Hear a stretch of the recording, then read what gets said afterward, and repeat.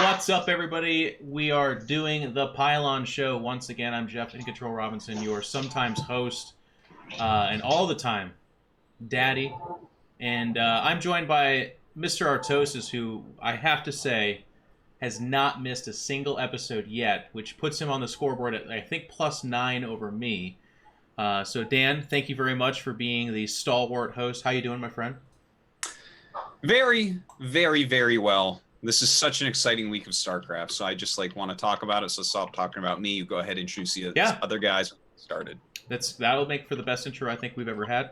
But we are joined by two guests, and this is our first professional StarCraft 2 player host. And that, of course, I'm referring to Mr. Rotterdam here, coming out of the Netherlands. Currently in the United States, though. If you've been watching his stream, you know that his overlay has said that. Kevin, thank you for joining us, man. Thank you very much for having me. I kind of thought maybe I should put it in the webcam image as well, just in case people wonder where I am. But it doesn't help, Jeff. It doesn't help. No. I was thinking about getting temporary sticker tattoos on my forehead, but I'm pretty sure people would still ask. But I'm doing great and always happy to be on the show. Thank you for being here, despite being drunk and high, of course. I know all the memes. I'm a big fan of Kevin's streams. Part of my every and I morning. haven't slept in a while as well. You may want to add that. Yeah, of course. I just inferred as much. But taking a busy, some time out of their busy schedule and joining us, and also a professional StarCraft 2 player and competitor from La France, but currently in Korea, is Mr. Petit Drogo. Drogo, thank you for stopping by, my friend. Thanks for having me. Gonna talk about StarCraft. Looking forward to it. I do have to retell a little bit of a story. I won't name too many names, but we got Petit Drogo here by way of the Pro Gamer Underground Railroad. We asked. I told Dan I was like, I want a pro gamer on the show. Finally, there's people have been asking about it. He's like, all right, I'll talk to No Regret. And apparently, Dan talked to No Regret. No Regret confirmed Petit Drogo should absolutely come on the show. And No. Last but not least was someone told Petit Drogo that he's on the show, right? You're close. You're close. I inquired as to who was at the pro house. I said, Jake, can you get me Petit Drogo? He said, okay, I'll ask him. But that got miscommunicated, and Drogo was told he's on the show, at 2 a.m. while you were out hanging out with your friends? At 2 a.m. when I was with some Chinese friends in a nightclub in Nongdae. Yeah. Yeah. Thank you for showing up. That's good. So, I mean, the show just saved a pro gamer from being out in the club, potentially a dangerous situation. I think that's absolutely amazing. Yeah. So thank you, Petit Drogo. Without further ado, though, I'm going to follow Dan's lead, and we're just going to roll right into this. To roadmap a little bit, we're going to do all the usual stuff, but we have a huge Home Story Cup discussion to come up to, which I think Petit Drogo's still scheduled to go to. Actually, everyone here but Dan is going to that. Some cool reveals about that. We have the groups. We have some awesome Korean announcements, both in Brood War and StarCraft 2, and not even announcements, but stuff to talk about with GSL and the KSL, I think it's called. Yes. And that's about it, so that should round it out. A lot of StarCraft stuff. And then we'll do the Discord Q&A at the end again. This is where I remind you guys, if you have any questions, hit us up in that Discord. And if you are a Patreon, yours will absolutely get asked. And I have to follow Dan's lead from last week. Some of those questions, we really love you guys. Thank you so much for supporting the channel. We will ask those questions. Holy fuck. So first topic is This Week in StarCraft. What do we have coming up here, Dan? Okay. Well, Alima League, once again, number 125 occurred, but it was if you're going to miss an Alima League, this is the one. It overlapped with GSL Quals, so not many people really played. Impact won, Alive got second, Gumiho hit top 4, and the only other notable player in it really was Leenock. So, what can you do? Everyone's at GSL Quals having a hard time trying to get into the world's hardest tournament. So, still, I'm sure there's some definitely good games there. Impact and Gumiho, top tier guys for their races. A couple of funny things, though. Psyark, a Japanese player. Yeah, he plays actually quite often in those. Never really makes it far, but he tries. That's amazing. Good luck for him. Or nicely done by him. And then Sad Arthur is playing in this shit? Are you kidding me? Wasn't that weird? It's one of Kevin's favorite players. Sad fucking Arthur, dude. This is such an inner meme. I'm sorry, guys. I'm sure a lot of our audience has no idea who Arthur is. He literally made the name Sad Arthur. It's when he was streaming, right? He was starting to stream. Yeah. And if you thought that was just like a team or a clan, it wasn't. It was actually like kind of yeah. He was like a sad guy, and just when you tune in, it would just be him looking sad, playing, and then he'd be like, "Oh, so sad," and he just keep playing. Something to do with like he wasn't making money or something. And Yeah. he like it was like a self-pity fest, something like that. Yeah, but you know what? Always a Reddit thread is like, guys, I'm sad. Please come watch me be sad and maybe less sad, like every day. And like at the beginning, people were getting behind it. It's like, hey guys, let's get behind Arthur. And then at one point, like the top upvoted comment was like, you really got to stop this sad Arthur bullshit. I'm getting sick of it. Yeah. Like, people at one point they had it with sad Arthur. But regular Arthur is awesome. Regular Arthur It sounds like a reasonable idea. You could be Happy Roddy on your stream. Yeah. And I'll be Angry Artosis on my stream. It'll be perfect, man. We got everything control going. or something like that. And Bullying control. Yeah. We got Bully Clear Dragon doing his Ladder Heroes tournament. That's yesterday's news, man. I got to find someone else to bully. I'm thinking Petite Drogo or something like that when I commentate. I'll just kind of pick on it. Do you remember the last Story Cup we casted together? That was some pretty bullying back then. Yeah. Well, everything I do is bullying. So yes, that was bullying. Anyways, the next thing we have here is the second anonymous tournament took place. Did Scarlett or Jake say that this is gonna be like a regular thing, or did they just do this one as well? It's regular. I don't know exactly what the schedule is going to be, but it's going to be like a regular series from what Jake has told me. But yeah, this week they didn't reveal who won. I think that would be cool if it was dark, but they didn't. It just says, yes, Queen for some reason, but took out Leenock in the finals. A lot of foreigners played this week, so I think that's kind of an interesting way to mix it up for the fans. I'm sure a lot of people are thinking, well, it'd just be a bunch of good Korean players again, and it's like, nope, that person just lost was Neve. And so pretty cool, but you can check out the VODs and the stream. It's on Scarlett's stream on Twitch. Very cool. Yeah. Then, of course, we have incoming transmission number 9 with GGE Mini. That's on Nice username's Nice YT channel. That's his YouTube channel link, and he's staying just as regular as us, Jeff, with this show. I think his nickname is Gemini, though. But yeah. What? No, he's interviewing Gemini. Yeah. It's a nice username. Wow. What'd you say? I don't know if you were trolling or were you... I thought it was a GG E-Mini. Really? Are you being serious right now? Well, Gemini is such a stupid name. I just figured, it's like GGE is a clan. Emini is a cool name? Yeah. You don't think Mini is a cool name? Emini? Yeah. Emini or E-Mini? Yeah. Either one of those. This is going to be one of those things where, like, people used to laugh, and then Dan went and had a brain scan, and he's got like a football-sized brain tumor his whole life. It's like, it's not cancerous. It's just really made him weird with names. I do have an alien-shaped head, so... That's actually Gemini's second big interview then, because I did one of those with Joey, and the one with me was pretty long at least, so I assume that this one is quite long as well. And he also had a 45-minute chili chat with Zombie Grub, so... Damn. Gemini is really on the PylonShow too.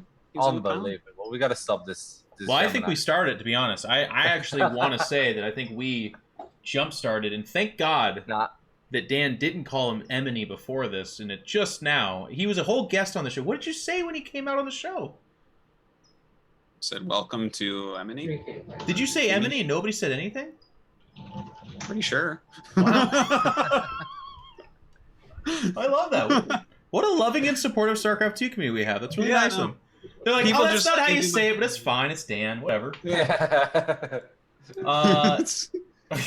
It's funny. It's like I'm this old guy, and they just come to my little StarCraft house, and they're like, it kind of smells in here. It's like, yeah, his dog poops in the corner, but we just let it go. He just seems not to notice.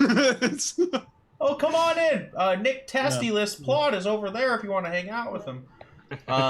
Next up, we have Sham 2's Have At You tournament, which is really, really cool. Hopefully people can give some more love to this, because he kind of does it, I believe, mostly out of pocket, or at least kind of shared with his viewers.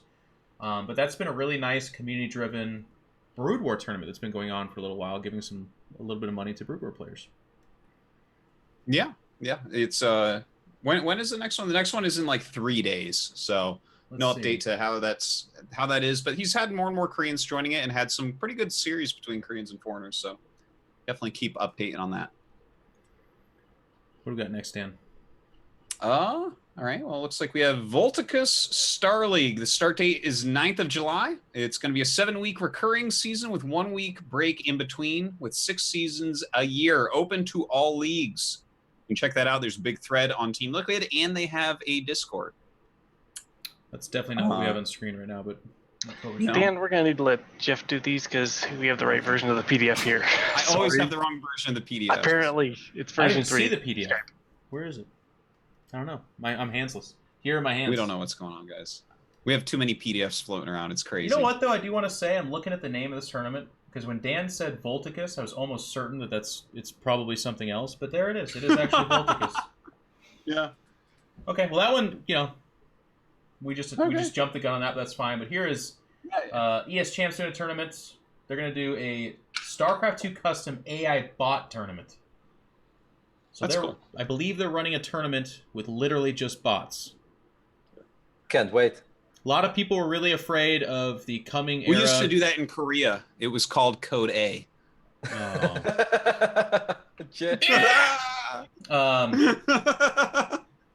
Anyways, a lot of people are really worried about the coming time where robots take over jobs. People named taxi driving or Uber driving. They were wrong. It was StarCraft 2 pro gamers would be the first to be replaced. So that's June 19th. That is yesterday. Oh no, we're on the next. We're on the next. Sorry. Yeah, let's just get through this real quick. There's so much shit happening. Holy crap! What are we on next, Jeff? You tell me. I'll talk about it. New co-op mission, Cradle of Death, just came out. Jeff froze for me. Jeff has frozen. No, I'm here. Can you hear me though? There it goes. Does that mean all of us froze?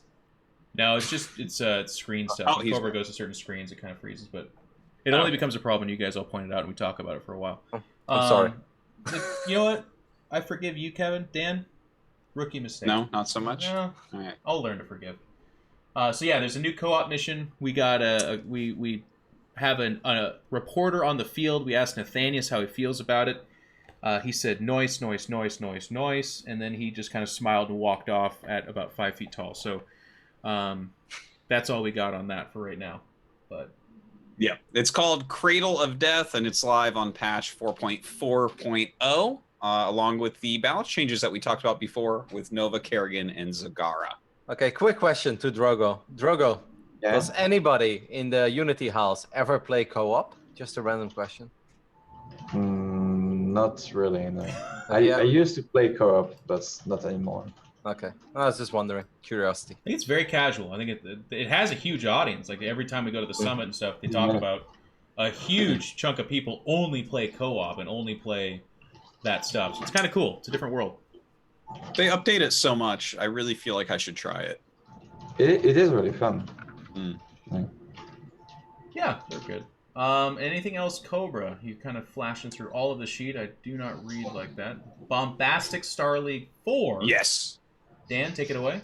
The finals occurred for BSL. This has been going on for 5 months or so. Wow. It might be a little bit off, but it's been going on quite some time. Run by Zero. That's with 3 Zs. 3 Zs. The Polish player. And it's a really nice tournament, right? They had the ladder stage, and they have the 2 different leagues, like the amateur and pro, based on how high you got in the ladder. And they just they just had the finals where Dandy, the Peruvian Terran, who race picks a little bit, took out Kogut, the Polish Terran. Kevin, I don't know if you knew this, but Poland having a long history of great players in StarCraft. Yeah, I heard in the early days, right? The online tournaments were really big. Yeah. But Dandy wins the tournament. Eon Zerg gets 3rd place. DeWalt 4th place. Casted by Zero and Nyokin. So wow. Definitely a nice close one there. Nyokin dipping his toes into that casting pool. And you can check out the VODs on youtube.com/DidekZZZ. DIDEKZZZ. Yes. Yeah. I'm sure everyone's writing that down right now. I do think it's really good that you spelled it, because when you said it, I was like, Okay, even if I would have wanted to check it, I have Yeah. yeah. But okay. It will never happen. I love the quiet charm of Brood War, where you're like, what's that tournament they're doing? Oh, that's the Bombastic. Cool. Where do I visit that at? They're like, dadx.com. And you're like, it feels like they could have marketed that better or made it easier to get to. And then they're like, fuck off. If you want to watch it, you will. And you're like, Yeah. all right. Now we have the Moo Pro League, by the way. Can we... Next week, I'm going to have a rant about fucking Pro Leagues. What is this? Moo? Well, Pro Leagues, Star Leagues, everything. Okay, well, that is the league run by Brittany, the famous Africa TV StarCraft streamer. Used to be a pro gamer, kind of a lower level one in StarCraft 1. And he ran basically, it's like all the ex-Pro League teams, whoever was in whatever team when Kespa disbanded StarCraft 1, basically. All those people got together again into teams. They ran a Pro League. It was super hype on Africa. They had a finals at the studio where we had GSL earlier that day, and people were already lining up before we started for that. Wow. For that event. So, Very like, cool. huge. It had a huge turnout. A lot of exciting things happened. Apparently, Stork got proposed to there by his girlfriend and is going to get married. So, congrats to him. His girlfriend proposed to him? Yeah, I believe that's what went down. It didn't have a full translation, but it seems to me that's what occurred. But yeah, that didn't help Stork because he ended up going 0-2 and they ended up losing to KT Rolster. And both times it was Marine rushes. I kid you not. Wait, so they kept the name KT Rolster? Yeah, X. well, it's called ex KT Rolster and ex Samsung Con. Ah. So it's not the actual. They aren't actually sponsoring anything. It's just kind of like a throwback to the teams that they were on. That's really sick. But, yeah. It's a really cool thing. The finals, a lot of the games weren't that good. Again, like Marine rushes and stuff. But probably the best TVT I've ever seen was played, and that was Flash against Sharp. Like, absolutely in modern times since StarCraft Remastered came out, it's the best TVT played without any doubt, and probably ever. TVT has changed a lot, but like this game, it's like 45 minutes or something. And like I started watching it because people are tweeting at me that it was really good. And about, 7-8 minutes in, I'm like, is this going to be that good? And then I couldn't turn it off. It was just like insanity. So everyone should definitely, whether you like StarCraft 1 or not, go watch Flash for Sharp. It was crazy. Yeah, and check out that VOD. It's just on the YouTube channel .com. If you deserve to see it, you'll get there. Yeah, if you deserve to see it. Now, all jokes aside, though, where can we watch it then? You can watch it on the Moo Pro League or the Moo channel on YouTube. I have this shit bookmarked because it's all the names are weird. I'll tweet it out. Okay. So. Cool. Okay. Okay. Are we getting? We're almost through this week in Are we StarCraft, almost guys. done? We'll be to Home Story Cup soon. It's supposed to be a dead game. What the hell's going on? I guess this next one Cobra wants us to see is there was a balance, right? Oh no, StarCraft. Okay, the StarCraft Remastered stuff. So Dan, I think you should talk about this. Sure. I guess that this would probably be the updates from Grant Davies for Brood War. For StarCraft Remastered. So there was just kind of like a state of what's going on released by Grant Davies. And you can check that out on the StarCraft Twitter. But it's just a little video. And basically what he says is just around the corner. This video was released at the KSL press conference. That we'll talk about KSL a little bit later. But what's coming is the biggest thing I would say is the new ramp art for north-facing and double-wide ramps. As Jeff well knows, and any Brood War player knows, we've had these patched together weird-looking ramps if they're going north, or if they're extra wide for a long time. And especially the north ones are extremely buggy because it's like patched together, so there's spots of high and low ground all over the place, which can actually screw up your defense. So they're actually just like revamping that, and there's going to be quality ramps. So that's really good because seriously, it's cool that we have those reverse ramps, but they're a terrible pain to play on. So that's coming. They're going to roll in a new season, which is going to be a tiered ladder season with ranks S, A, B, C, D, E, F. So that's kind of like Fish Server. So that's going to be, that's really cool, right? It goes so down S to F? Yeah, F. F is all the noobs, and then S is like Grandmaster League, basically. That's awesome. That's very Brood War-esque of them again, because in StarCraft, I mean, a lot of talks, it's like you have to get very clever with the name for the different things. So Bronze League for you know, the lowest level here, but for there, they're like, no, you're an F. You're actually failing. Yeah. You actually suck a lot. You're failing right now. I like that. And you'll be struggling to get up to E, but you know what? It's a worthwhile struggle. There's going to be a new map pool with this, and future seasons, now that they're going to have this in place, are going to roll through more frequently.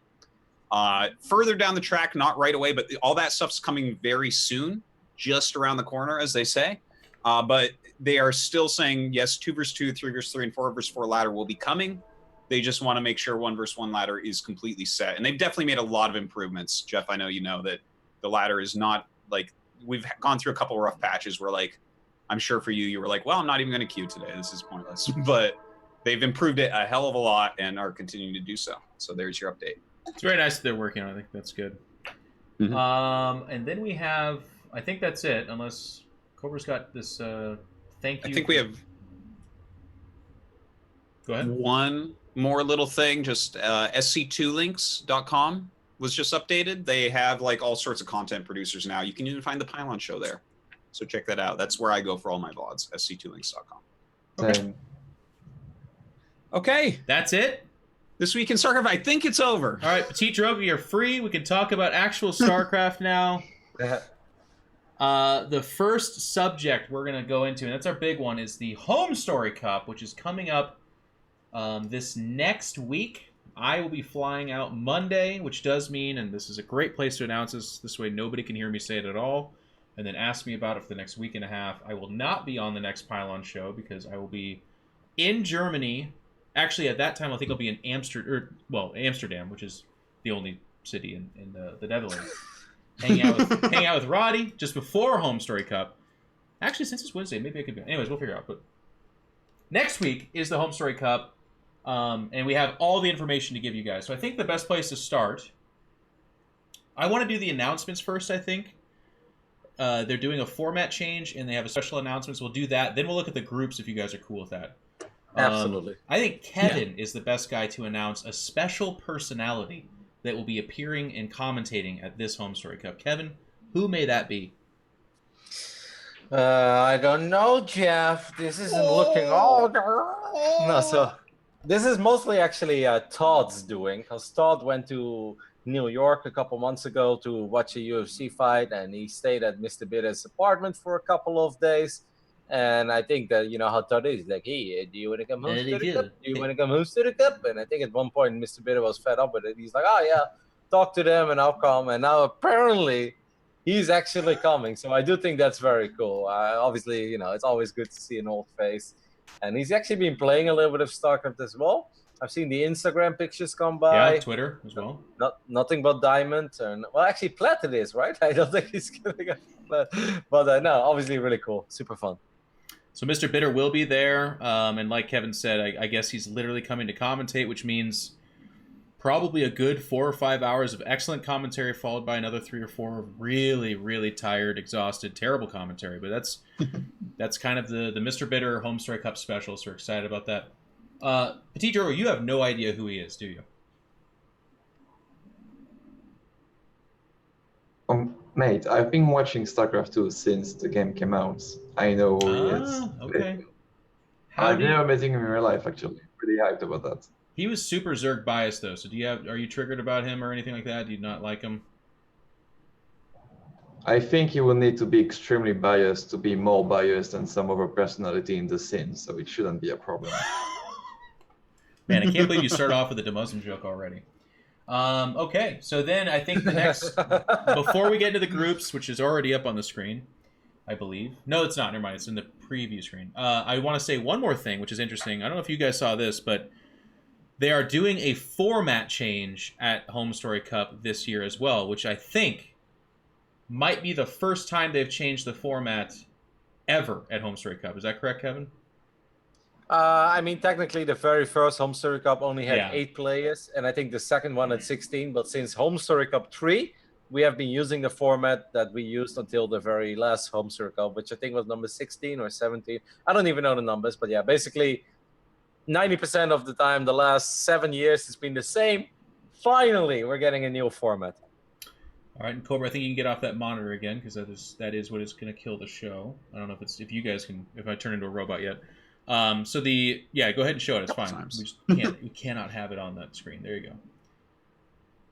Hang on. We'll wait. Am I a robot to you guys, or am I good? It does say that your network bandwidth is low, and it's if anything's on this monitor, Cobra, stop. Can't be on this monitor. We just learned this before the show, guys. So some patience, I think. But I think we can't show this. Is I guess what Cobra's not saying to me with it on the monitor or something. But we also can't do the show when it's like that. I guess I'll just keep talking, and hopefully Cobra will fix it. Yes. What? It's up. They can see it. Yeah, I know they can see it, Cobra. Anyways, last thing, the format change is going to be different. It's going to be a double elimination bracket for the final 16 players, I believe. Oh, I didn't even know that. Yeah, it's good. Well, God, don't quote me on the details of that because I don't have it in front of me, but it is going to be a double elimination final bracket. Well, yeah. And then it's round robin groups as opposed to GSL groups, right? Yeah, but like the biggest change that I'm really excited about is not necessarily round robin versus GSL. It's the fact that instead of this boring, in my opinion, 8 groups of 4 players that we do every single time at every event, or we do it with 4 players or 4 groups of 16 players, there's going to be 4 groups of 8 players. And I think this is so freaking cool. I think it's amazing, first of all, for the players. Because I don't know if you guys remember me talking about this at Nation Wars, but I just felt brutal about the fact that you could fly people from Mexico to potentially play a best of 1. I truly think that's unacceptable in esports in 2018. But I even think at least Homestead Cup did best of 5s before, so that's already better. But sometimes even 2 best of 3s really feels like, oh, come on, you know, it's like, what if it's like a 1-2, 1-2 cheese loss? It doesn't feel good to me as a commentator because I feel that those guys, they travel and it makes me sad. Now everyone has the shot to play at least 7 series, and I think that's so freaking amazing. And above all, it creates really good stories, man. Like, come on, if somebody like stomps his group and he goes 7-0 in series, as a StarCraft fan, I get very excited over this format. I've got some negative things to say about it, but first I want to hear from Petit Droga because you are, well, there's your group, so I want to hear what you think about your group, but then also I'd love to hear what you think about what Kevin just said in terms of this style of tournament and stuff. What do you think as a pro gamer? On my stream, I don't see the groups, but on Scarlet's stream, I see the groups. Where can I see my group? I'm sorry. Maybe you should have been at a club, Petit Droga. Here, I'll link you in the, where can I type? Oh, okay, I see it now, I see it, thank you. Okay. What do I think about my group? If top 4 advance, it's actually pretty hard. Because I think the favorites are Sue, Laser, Aero Marine on MMA. On Hellraiser, he's not bad at PvP. He's been practicing a ton with Arstem all the time. So, I mean, that's the thing though, right? I can say, yeah, I don't like my group too much, but it's a 8-man group. Like, I'm going to play so many games, and just that in itself feels really, really good. And I feel like with that amount of games, I think you can do well. So I'm pretty excited about it. Nice. So you like the change, you like the round robin, you're excited to play that many games? I mean, maybe I'm gonna end up hating it. I don't know, but I like the idea of playing that many games. When you move to a tournament, the more games you play in general, the happier it is. If it was an online cup, I would hate it, I think. But since it's an offline event, I really like it. Yeah, as a always spectator of Home Story Cup, I think it's awesome. Like the fact that you can pick out a player that you really want to see matches of, like Roddy was saying, these 4-man groups, they can be good and like. But for instance, right, how many times have we seen someone like Stefano put into a 4-man group that's like 2 or 3 Zergs in it? And I'm like, well, that's not what I want to see. Like, I want to see his macro ZVT and ZVP, right? And so you're going to get all of that. You can like choose a player that you really like. Like, I'm looking at this tournament. I get to see 7 matches of Zest before he makes it into the bracket. Oh my God, that's amazing, right? It's just like there's so much depth for all the players. I don't know what they're going to be doing about broadcasting. I know that obviously there's probably going to be community broadcasters too. But like we're gonna put Mr. Bidder in a room and he will single-handedly do all the ZVZs. Yeah. Welcome back, Mr. Bidder. I'll tell you, they have a B stream, and I think that is going to be community stream. But they actually, Shout out to Naruto or Silvano for those of you that know his name, but he's been running the kind of production side of Take TV's StarCraft tournaments for a while, and he's got it all planned out in terms of what matches are there. So I think that's actually the nice thing too about this style is production-wise, it's really good. But I just want to say I'm excited about this. I love the change. I think this can be great. But I do want to say, what do we think about the potential for someone who's 0-3, 0-4? They're already eliminated. They have to play 3 more matches, and now those matches are pretty shit. Like, obviously, you could the natural argument is, yeah, but let's say they're playing someone who's in that deciding position. They play the spoiler, and that could be cool. But what's going to happen when we have the storyline that because it's home story cup and some people are more casual, Xanster is 1-4 and he's already drunk, and now he's playing against whoever, and that person needs to win to qualify, and they obviously win because Xanster doesn't give a fuck no more. You know what I'm saying? Okay. I have something about this, right? So I think that for a high-level player that's already kind of fucked up and like someone who plays a ton of tournaments, there could be a problem where they're not trying as hard at that point. I think for some of these guys that we don't see in all the big tournaments, people like Risky or Yogo here, right? Hellraiser's kind of popping in more often recently. But some of these people, I think that it's like if you're kind of expected to be at the bottom, every single match is really important to you because you just really want to show that you have some good games in you. Whereas, yeah, I mean, if you take someone like that's already like pretty famous and plays a lot, right? Xanster's been in Code S, for instance. Let's say he has a bad day, he's poorly. That's where you could run into maybe he's like, well, I'm already out, you know. I'm not saying that he would do this, but it would be the more high-level players, I think, that might not do well with that. Whereas I think some of these younger guys that are like getting one of their first big shots, like even if you only are winning like a couple maps at the end of the day, you're going to be really happy and be like, oh, hey, I won some games offline. This is a big step for me. So for them, I'm not so worried. For the other guys, maybe, but I don't know. I think everyone has enough respect for Home Story Cup to really put in their best. Xanster said he would try, by the way. He's in chat. That's why I picked your name, Xanster. Yeah. I think it becomes I think it comes down to the player a little bit, but I think what Dan says is correct. Like, obviously, as a young guy, nobody wants to go 0-7. You want to do whatever you can to prevent it. It's just a feel-good moment as well. And at the end of the day, like, this could happen in a World Cup as well, right? There's also some scenarios where one team is already eliminated, but still has to play the third match. That's on the biggest stage in the world, in the biggest sport in the world. It can always happen, but I think what Dan said, like, as long as the players show up, they are at least somewhat professional. I don't think anybody's just going to wave the white flag, surrender, not even try. Yeah, there is a chance that somebody plays a lot worse at the end of the day when they're out than in the beginning, but, you know, that goes for other sports as well. I don't think it's going to be a huge issue. Okay. Now on screen, we have a lot of the matchups that are coming up here. Petitro, can you see that? Can you see all the matches? Yes, I can. Any of these leap out at you, my buddy? Anything that looks exciting? By the way, bottom of the screen, Parting versus Snoot. Can you guys see that? Yeah. 1 a.m. That's awesome.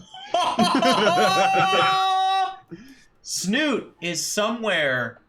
I don't know where the fuck Snoot is right now, but where he is, he looks at that and just goes like, I'm getting my tweet right now. Jesus Christ. It's Parting versus Snoot at 1 a.m. Yeah. Well, don't worry. That's the schedule, Jeff. Wait until it actually starts. You're right. You know what, though? Joking aside, it's actually joke's on me and Kevin and shit, because, you know. Actually, maybe we can get Todd to commentate that, you think? We'll, like, look at the schedule and be like, Todd, dude, Snoot versus Parting. That looks pretty sick. And he's like, yeah, I want that one. We're like, okay, sure, man. Starts at 5 a.m. By the way, the next match the next day is at 6:30 a.m., so I need you to really wrap it up pretty quick there. Yeah. It's like when he's trying to close, you're like, no, you're opening. All right, guys, we're done. No. He's like, welcome back to Home Story. So I do think it's worth maybe to talk about the players overall, because we just kind of looked at the groups and stuff, a couple of big matchups. Obviously, I think the player pool is good. Yes, we have a couple of maybe lesser-known players and players that people expect to lose. What? But I still think this is really stacked. Who's the lesser-known players? I mean, like, I'm not meaning this disrespectful voice, but Yogo is not going to have much of a shot against us. Yogo's in there? Yeah. It's the bottom mostly. Like, I love my buddy Fear, but Fear is also going to have a very tough time in that group. Insane, the Terran player. It's cool to see a German Terran player. I think that all of that is fine. And obviously, the more you go up in the groups, the more stacked they become. But I must say, I miss a couple of very big foreigner names. Like, I understand with GSL and players being in Korea, it's tough. But I would love to see Scarlet play again at the Home Story Cup. Where is our boy Cyril? Why is Cyril not there? Cyril said no. Yeah, I understand, but it does make me a little bit sad. Like, the tournament looks great, don't get me wrong, and we're going to have a fucking blast as we always do. Yeah. But I do miss my special Scarlet, Cyril, Neep, and obviously if they don't want to come, they don't want to come. There's nothing that Home Story Cup can do about it. So to your point, Kevin, and I agree, it's sad to miss them, but one of the things that we were told, or asked rather, to talk about as well, is that this is a $10,000 tournament as opposed to the $20,000. Actually, Scarlet in chat just said nobody asked her, by the way, so that's too bad. Sorry, Scarlet, that sucks. We'd like to watch you play. Yeah.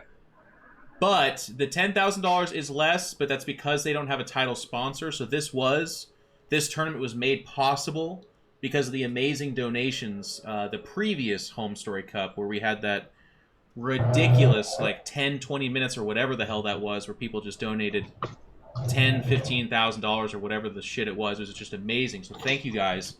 But they did want to say that we're going to do that again for a possible Home Story Cup in winter. So if you're listening to this right now and you're a wealthy German lawyer guy,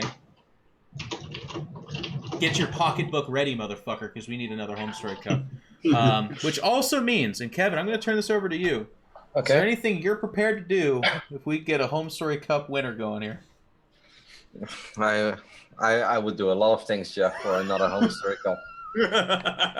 But I wouldn't do that. I do draw the line at some things. Yeah. So you're thinking what I'm thinking, right? Pantsless Roddy is what I'm kind of going with this. Oh, I mean, I would rather take off my pants than my shirt, to be totally honest with you. I've seen it at the pool. Yeah? Yeah, exactly. Yeah. Yeah. Banana Hammock Roddy if we get another Home Story Cup. So you guys heard it here first on the ThePylonShow. That's a big break. But to Kevin's point, so we do have some lesser-known players, but I think that's also kind of a Home Story Cup special. Like, I've played in a couple where I was very much so out of my depth. I was no But longer... you did have that Immortal Rico against Stud on Newkirk. That was one of the sickest saves ever. No, like I'm actually very happy to see a guy like Risky play. Don't get me wrong. I think that stuff is very fun. I just meant to say, like, yes, the player lineup is really cool, but I also think it's important to mention that we do miss a couple of our fan favorites. Yeah. Like, for a lot of people, the top 3 in the foreign scene is Neep, Cyril, Special, and maybe top 5 you can squeeze in Scarlet. And we missed 4 out of those 5. And a lot of people would say Elaser. Fortunately, he's there. So that's the only thing I'm a little bit sad about. Everything else looks freaking great. Is Showtime in here? Yes, right? No. No, he's not. Oh, okay. Well, that's another massive name. Oh, So that's kind of an interesting one. And he's a guy that I feel like, again, we don't know why. Scarlett in chat said she wasn't even asked. That's too bad. But for Showtime, I feel like I would be leaping at the opportunity to kind of show that I can play really well, right? Yeah. But we don't know. Maybe he wasn't asked, or maybe he has something else going on. He's got to farm cows and shit or something. I don't know. But on the other side of this, I'm really excited about innovation, parting, Sue. Like, we have a really sick Korean lineup, actually. Yeah. I think specifically on that topic, fantasy and MMA. This is like what a time to be alive. Yeah. Having some of these players come back right now. MMA just qualified for GSL. Like what? Like that is so crazy to me. And I'm looking at this MMA versus Petite Drogo, 5:45 p.m., which is actually that translates to 10:45 p.m. But that is going to be such a sick match, Mr. Petite Drogo. Are you going to take it to MMA? Yeah, and I'm gonna make the crowd very sad by killing him. As always, I like to kill the hype in this kind of situation. Yeah, I think that's what you should do. I guess to kind of my favorite thing there, if I could just real quick, yeah. Petite Drogo, is I want to know you and DeMuslim when you two play, because this is going to really show us the balance of TVP, if you ask me, right? Because DeMuslim's pretty sure it goes one way, you're pretty sure it goes the other way. So you guys play against each other? They're in the same group, yeah. Oh, I got to commentate that one. Kevin, you and I got to get that one, dude. I'm done. Some of the best Twitter snark I've ever seen is between the two of you. It's on at 2 p.m. on day 2. Can you answer Dan's question? How is that? Because I know that the European scene is pretty close. You guys tease each other. You know, another word for that is bullying. You guys bully each other all over the place. It just gets complicated when you bully each other back and forth. Don't make jokes about actual bullying, Jeff. That's different. I'm sorry. But is there some angst there with the Muslim match? Are you looking forward to that, or is that just another game for you? I would be so embarrassed if I lose. That's all I have to say, really. Okay. Like, if we are the right universe, I win, and then he goes wine. That's what should happen. If it doesn't happen, that's gonna be very sad. So then Terran's I'm hoping for that. Okay. I mean, Terran is imbalanced, but he's still gonna lose. Yeah. Fair enough. So that is the Home Story Cup. We're really excited about that. Mr. Bitter will be commentating. Kevin and I will be there. Todd will be there. A lot of great players, a lot of not so great players, but that's also, like I said, kind of the spirit of Home Story Cup. It's going to be really fun and funny. I'm personally really looking forward to, and this is actually, if you guys can close your eyes and kind of just imagine this, 40 to 60 drunk German guys breathing on Kevin's shoulder and just demanding that he take his shirt off for 5 days straight. I just want that. Well, sounds amazing. I know what I'm gonna do. I'm gonna go to the store tomorrow and buy a Mexican jersey, and I'm gonna wear that for 4 days in a row and be like, sorry guys, can't take it off. Too much Mexican pride with me today. See how fast they run away, Jeff. That might be a good strategy. Yes, it is. It could work. So make sure and check that out, guys. That'll be this next week. And we will actually have another Pylon show before, because it starts on Thursday, I believe. So we will have another Pylon show. I don't know if there's going to be much to say about it, but we'll see. Which brings us to our next subject. These subjects... Actually, we're going into GSL Code S. Nice. Dan? Aha. Okay. One moment. All right, so GSL Code S, I mean, not a whole lot happened since last week. Obviously, we got the second finalist, Maru bopped Classic, which was weird because Classic was on a 13-match win streak in this matchup. He hadn't lost a single Protoss vs. Terran match this year. He's even eliminated Maru from Super Tournament, if I recall correctly. He's basically been I think Petit Drogo is playing a game right now, by the way. Are you playing a game, Petit Drogo? I'm playing on what? Are you playing a StarCraft ladder game right now? No, Neeb is. Oh, okay. my You're kind of looking so intently at the screen. But did you guys watch the Mario Classic? Of course. Yeah, I did. Insane, right? It was about 15 minutes entirely, the entire match. Pretty much. I mean, it was pretty one-sided, right? Zest TY was an amazing series. I went to 7 games. And then I thought Maru Classic after the first 2 games, I'm like, ooh, this is going to be a good series. They're 1-1. It's like looking pretty good. And then Maru is just like, oh, no, it's not. This isn't going to be a good series at all. And he wrecked him. So our finals is Maru Zest. And I think it'll be much better than Maru vs. Classic. I don't think it'll actually be as good as Zest TY, but I think it'll be much better than Maru vs. Classic. It's kind of the funny thing that happens. I have to disagree. Oh, go ahead. You disagree? So sorry to cut you off, but I think this is going to be really one-sided. And the reason I say that is I have some insider info. Oh. TY came to the house, actually, to practice. I don't know, it was with Special, and we were, like, playing together, like, discussing. And I saw TY playing pretty much against every Protoss in Korea. And I was very impressed at the time. I was like, wow, like, he's really, really good. So I was very surprised that he lost to Zest. But the way Zest won against TY was very much, in my opinion, a clash of style, plus a little bit of luck. So I think Zest style against Maru is not going to work at all. And I'm really expecting Maru to destroy Zest. That's weird. A Protoss player thinks a Protoss is going to lose to a Terran in the finals of a tournament. I kind of disagree with what you're saying, because I think that part of the reason why Maru smashed Classic was a stylistic thing too. Like the way Classic plays, he does some very sharp, like mid-game stuff. He's very gateway based. He's very Templar based. Stargate. And the way Maru played was a direct counter to that. He would do things like power up, use extra Widow Mines, like set up well. He was getting early Ghost Academies all the time.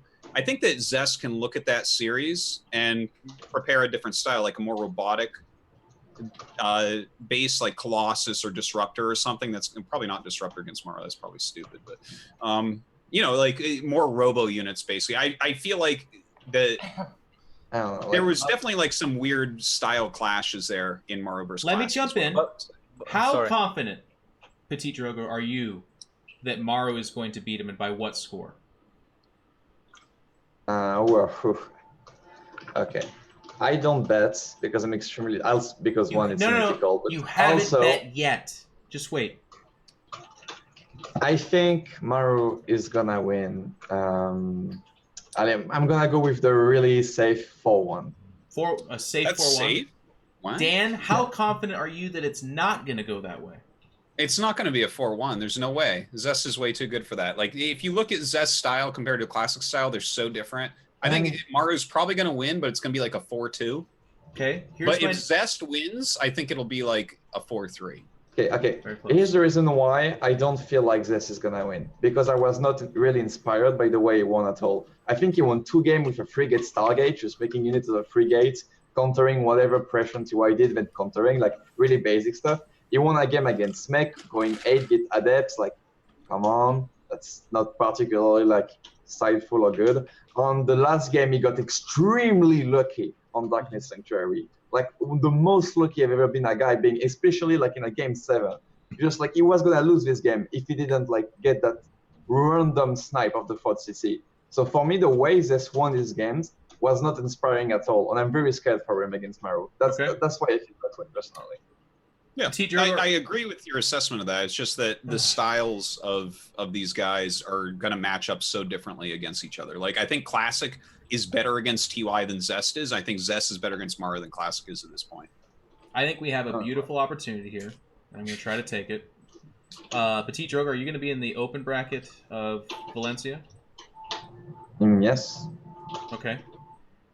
How about a friendly wager? Let's say if Mara wins 4-1, then Dan, at the next WCS event that you commentate, and you know that I can get Mark on board with this, you wear a Moon Wolf shirt for 1 day. No. And the same is true on the flip side. I'm professional. I'm not gonna... You absolutely can. No. Man, Kevin won't take his shirt off. Dan won't wear a Moon Wolf shirt. See, I'm smart enough not to make the bet in the first place. But look, you guys. It's not going to be 4-1. It's going to be a good finals. And I understand that you're concerned, Petit Drogo, and I share part of that concern. But Zest, I've been talking about Zest for years and years. Through his slump and all, he is still one of the best, and he's going to show it. Can you guys do me a favor in the chat, by the way, and please... Be the tiebreaker here, Roddy. Hang on. Huh? Can you guys in the chat, can you guys Photoshop Dan's face into a Moonwolf shirt and tweet it at him and me, please, so that we can... I just want to ease Dan into this idea that he can look professional and wear a Moonwolf shirt. Look, if Nick can wear and look the way he does and be professional, I know that you can wear a Moonwolf shirt. Okay? Sick. Sorry, Dan was trying Roddy, to change the subject. Go ahead, Roddy. Yeah. I want to know. Tell us. Okay, so I am definitely leaning towards Drogo's opinion at first, because that's the way that I see it. Is the main difference between Zest and Classic in general is that what Classic did, and you pointed it out very well in one of the previous guests, and I thought it was really cool how he got so many gateway units out of very few gates. It was like, how the fuck do you have so many units when you're only working with 3 gates? But it was just really smooth. But it seemed like Maru picked up on that very quickly and kind of figured out the right moments to fight. I think Zest in general plays a little different, especially on the bigger maps. You're going to see a lot of blink into charge 8-10 gate. But the question is, like, that is kind of an A-movie style, right? You pick up the Medivacs, Zealots go forward. You rely on the upgrades. Witherminds are the counter to it. But it's also a style, the better the Terran is, I feel like the worse it becomes. And Maru's micro. I mean, obviously there is none other. But then I also have a voice in my head. What if Zest does surprise us again and he is able to close that bridge from that phase in the game to Storm? And what if he is able to get the Storms off? Because it's obviously very different. So my first impression is that I think Drogo is right, and I'm kind of feeling a 4-1 or even a 4-0. On the other end, I was like, well, what if you get a couple large maps, cross-map, Darkness Sanctuary? Then I actually think that Zest, even though Zest is a little bit sloppy in his ways as well and a little bit messy, but if he can close the gap towards Storm, then it could actually be a lot better than we expect. So I'm actually, I'm not going to say anything. I think both of you guys can be right. My first instinct is that Drogo is right. but I wouldn't be shocked if Zest indeed makes it a lot better than we think it's going to be. Okay. I don't know So that I'm gonna many be people right. heard that because the All stream right. is buffering. I heard it fine. You And that's heard what it. matters. That's all that matters. Because I'm the one that asked the question. So, Okay. Is that it for GSL Code I think S? that's- Yep. Make sure you tune in. It is on Saturday at 5 p.m. KST. If you're in Korea, make sure you're showing up around noon for tickets, or you won't be able to get in. But yeah, that's it's going to be a good finals. I think. I know some people think because of Mara's strength it won't be, but don't listen to these haters. Yeah, That's and I actually think not from there it for we- GSL, Dan. It was a trick question. I was trying to test you to see Well, if you could. the qualifier. Yes. Right? Yeah. Okay. Go ahead. So, the qualifier, GSL Code S qualifiers just occurred. We have someone who played in the qualifiers. Drogo, how were the qualifiers? What was it like? Do you mean like the games or like the experience of playing in the qualifier? Both.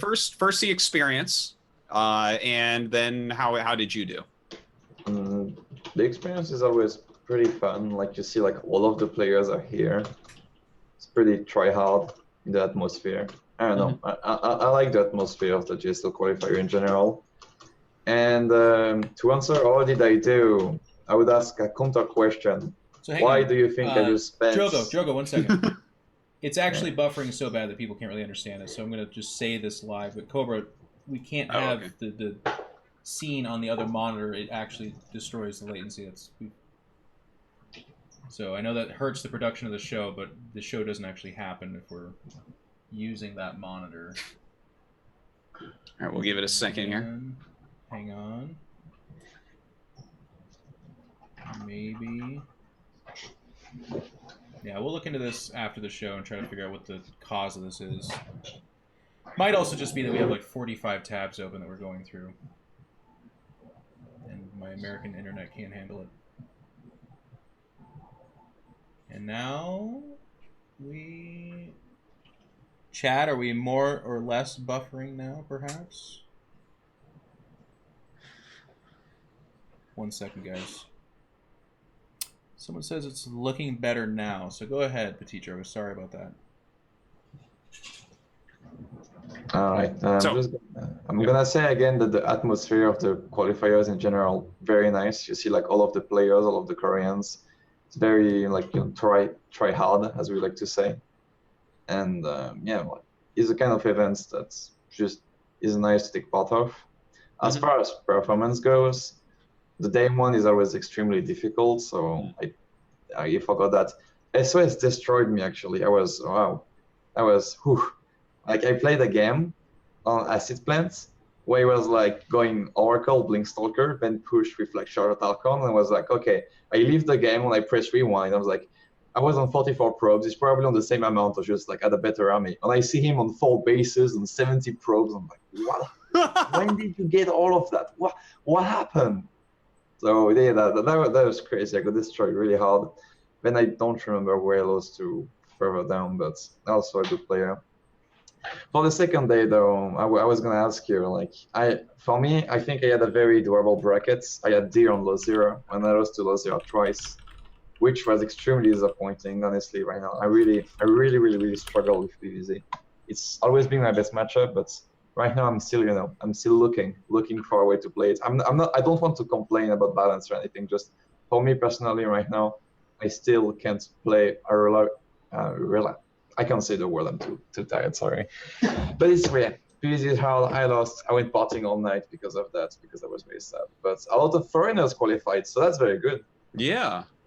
Yeah, it's actually this group of foreigners too is very, very exciting, right? We have Neeb in his first ever Code S, so people have really been waiting for that for a long time. Special is back, and of course he's probably going to get top 4 in Code S, I would imagine. And then we have, he gets top 4 in every tournament he's in. Special? Don't you know? It's just, yeah, man. It's not it's a GSL. actually getting pretty crazy. Yeah, well, we will see this time. He's in good shape. And then we have Rainer. Rainer made it in, guys. Isn't this crazy? No, He's very good. no, it's not No, crazy. it's not crazy. No, at it's not all. crazy at It's all. not crazy to have like a 15-year-old Italian kid playing in Codes. Oh no, that is awesome by itself. It's No, not. but the fact that Raynor made it is not crazy. I've said like all week long last week when people asked me about how I think he's gonna do is that I would generally be more shocked if Raynor didn't make it than when he did make it. Now, of course, there's always a little bit of bracket luck. Don't get me wrong; it depends who you play and like how they play. But I honestly and generally believe, and I think Raynor has shown us enough throughout the year with WESG and Nationwide that Raynor is good enough to qualify. Like if we look at players that qualified in the past for the round of 32. Raynor is better than those players, so I don't think it's that upsetting. And also, can I go for fanboy moments? Yeah. Because this is one of the expressions that I think gets the most misused in every Reddit thread ever. It's like, oh, this Jack player's place reminds me of life. This always said all the time. And always I'm like, does it though? Really? But when I play Raynor, Raynor has one particularity. His goal in life when you play him is to be as annoying as possible with his Zerglings. And that's pretty much what he does every game. And that's how he wins a lot, with his Zerglings. So I'm going to be the guy this time that when I see Raynor, I kind of think of life, with his really annoying Zerglings that always gets in my base all the time. Okay. How do you guys think Raynor can fare in a situation like this, right? He's kind of new to these bigger tournaments, even though he's got a very high skill level. And obviously being in Korea at such a young age, playing on stage, that obviously is not going to be an easy task for him. Obviously, that could be intimidating, but on the other hand, he's just like if you ever spend time around Raynor, he's full of energy and life, that little guy. He's just so excited, and he genuinely enjoys, I feel, almost every single StarCraft 2 game he plays. He has a good time, whether it's inside of the tournament or warming up for the tournament. Now, that doesn't mean that he's necessarily going to advance to the round of 16. It truly depends who he plays. But I believe that when it comes to the nerves, that he will be able to handle it quite well, as long as he doesn't talk certain players up too much in his brain. But I think Raynor is pretty confident as well. He's not cocky, but I think he is confident. So I think he's going to perform, and hopefully he can just play as well as we know I think he can. And he's going to give up a good show. I mean, whatever day it is, like I'm clearing my agenda for the day that Raynor plays GSL because I'm tuning in for sure. What about Neeb finally being in Codes? This is, I know everyone's really been waiting on this since he won that Kespa Cup and everything, and then the huge WCS run last year, and just... Cyril's the one, I mean, not to be a party pooper, but Cyril was the one I really wanted to be over there trying to qualify. I guess he's focusing on WCS, obviously, but Neeb is great, and obviously he actually has kept up the results against Koreans for the most part. Like, even in the day one, the only reason he didn't qualify is he lost the rematch to Sue, which is, you know, you lose to Sue. That's not a... Nobody looks at that and goes, wow, what happened to you? What would you do wrong? That makes a lot of sense.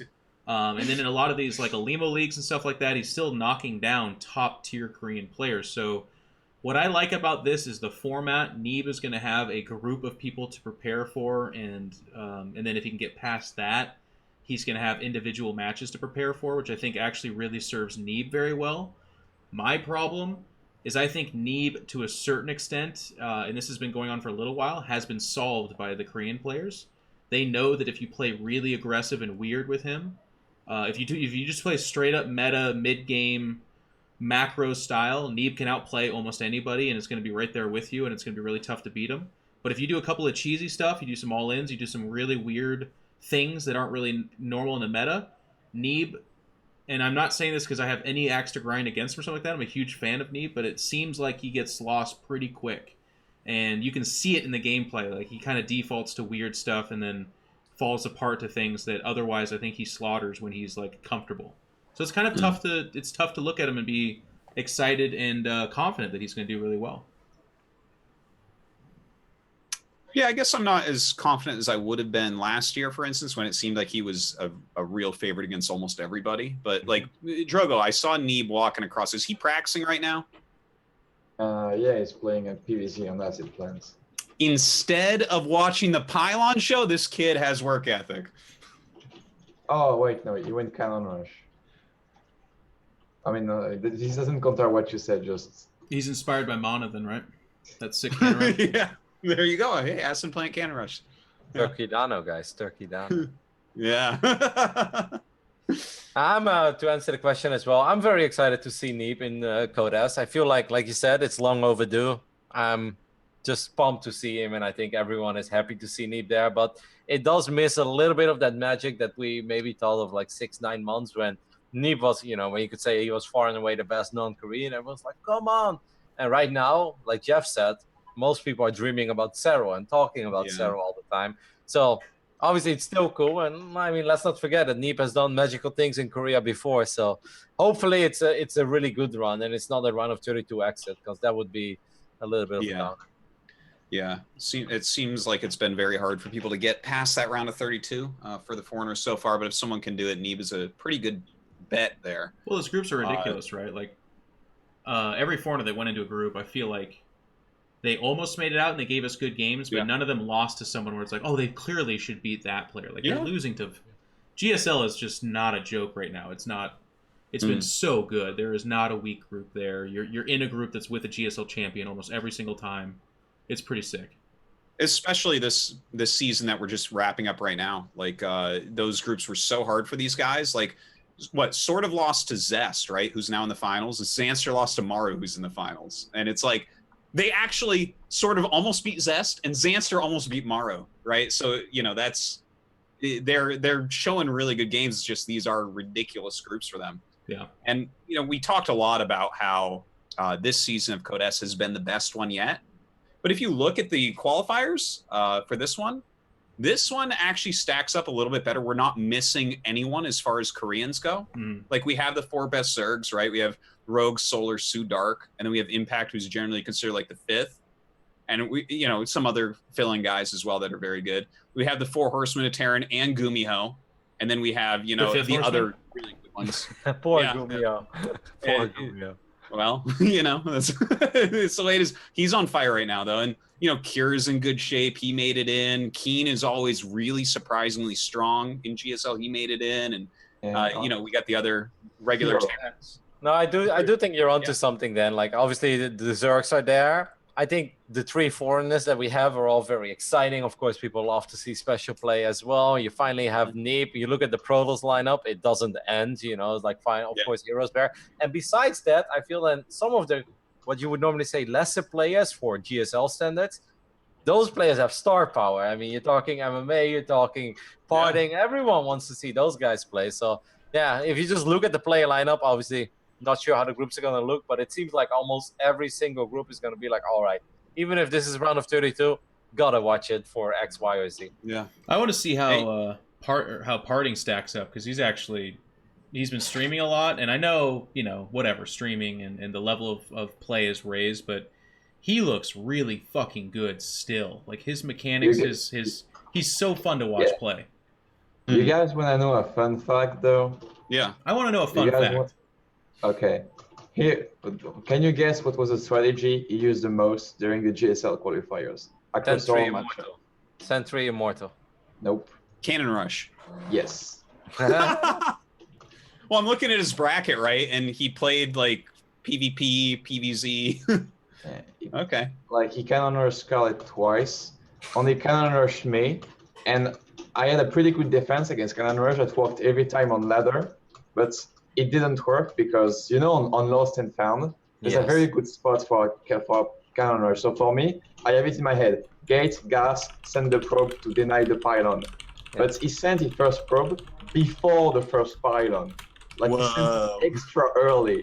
So my probe is not even on the way, and I see a pylon already building, and I'm like, how is that possible? I'm trying to add the numbers, and I'm just getting cannon rush, and I die.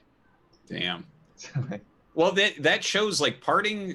This is a very exciting time, right? Because we had Parting and MMA qualify, right? These are old guard guys that you don't expect to ever make a comeback because they were so good so long ago. But we also had Fantasy playing. We also had Tasia playing, and they were putting out good games as well.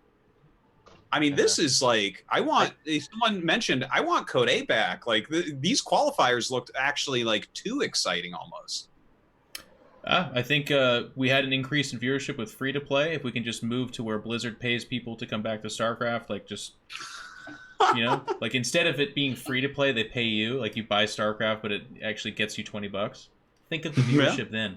Damn. Yeah, we'd have a lot of people watching. Nobody's done that yet. That's a whole other business model. Nobody's even thought of that. You can buy multiple copies, get 40, 60 bucks back, 80 if you want. You know, just keep downloading all day. Not really good. Who's mining cryptocurrency when you can just mine StarCraft copies? You get the Fortnite kids to come over and they're playing because they're like, "Mom, I made $200." It's a great idea. Yeah. Okay. Is there any anything else you guys want to say? It's just the qualifiers look great, and we have all the top players, so I'm excited. My final announcement, of course, is just the really exciting news that it is going to be Rapid and Wolf casting the finals. So I just think that's something that a lot of people have been asking for. If they could bring back Mole Trap 2, maybe Husky StarCraft, I think then we would have the GSL finals then people we deserve. would really watch. Yeah. This game would truly not be dead at that point. But that's about it for GSL qualifiers. Definitely very exciting stuff. From there, I think we're jumping over to WCS Challenger Season 2. Jeff, Rotti, you guys have been down there talking about it.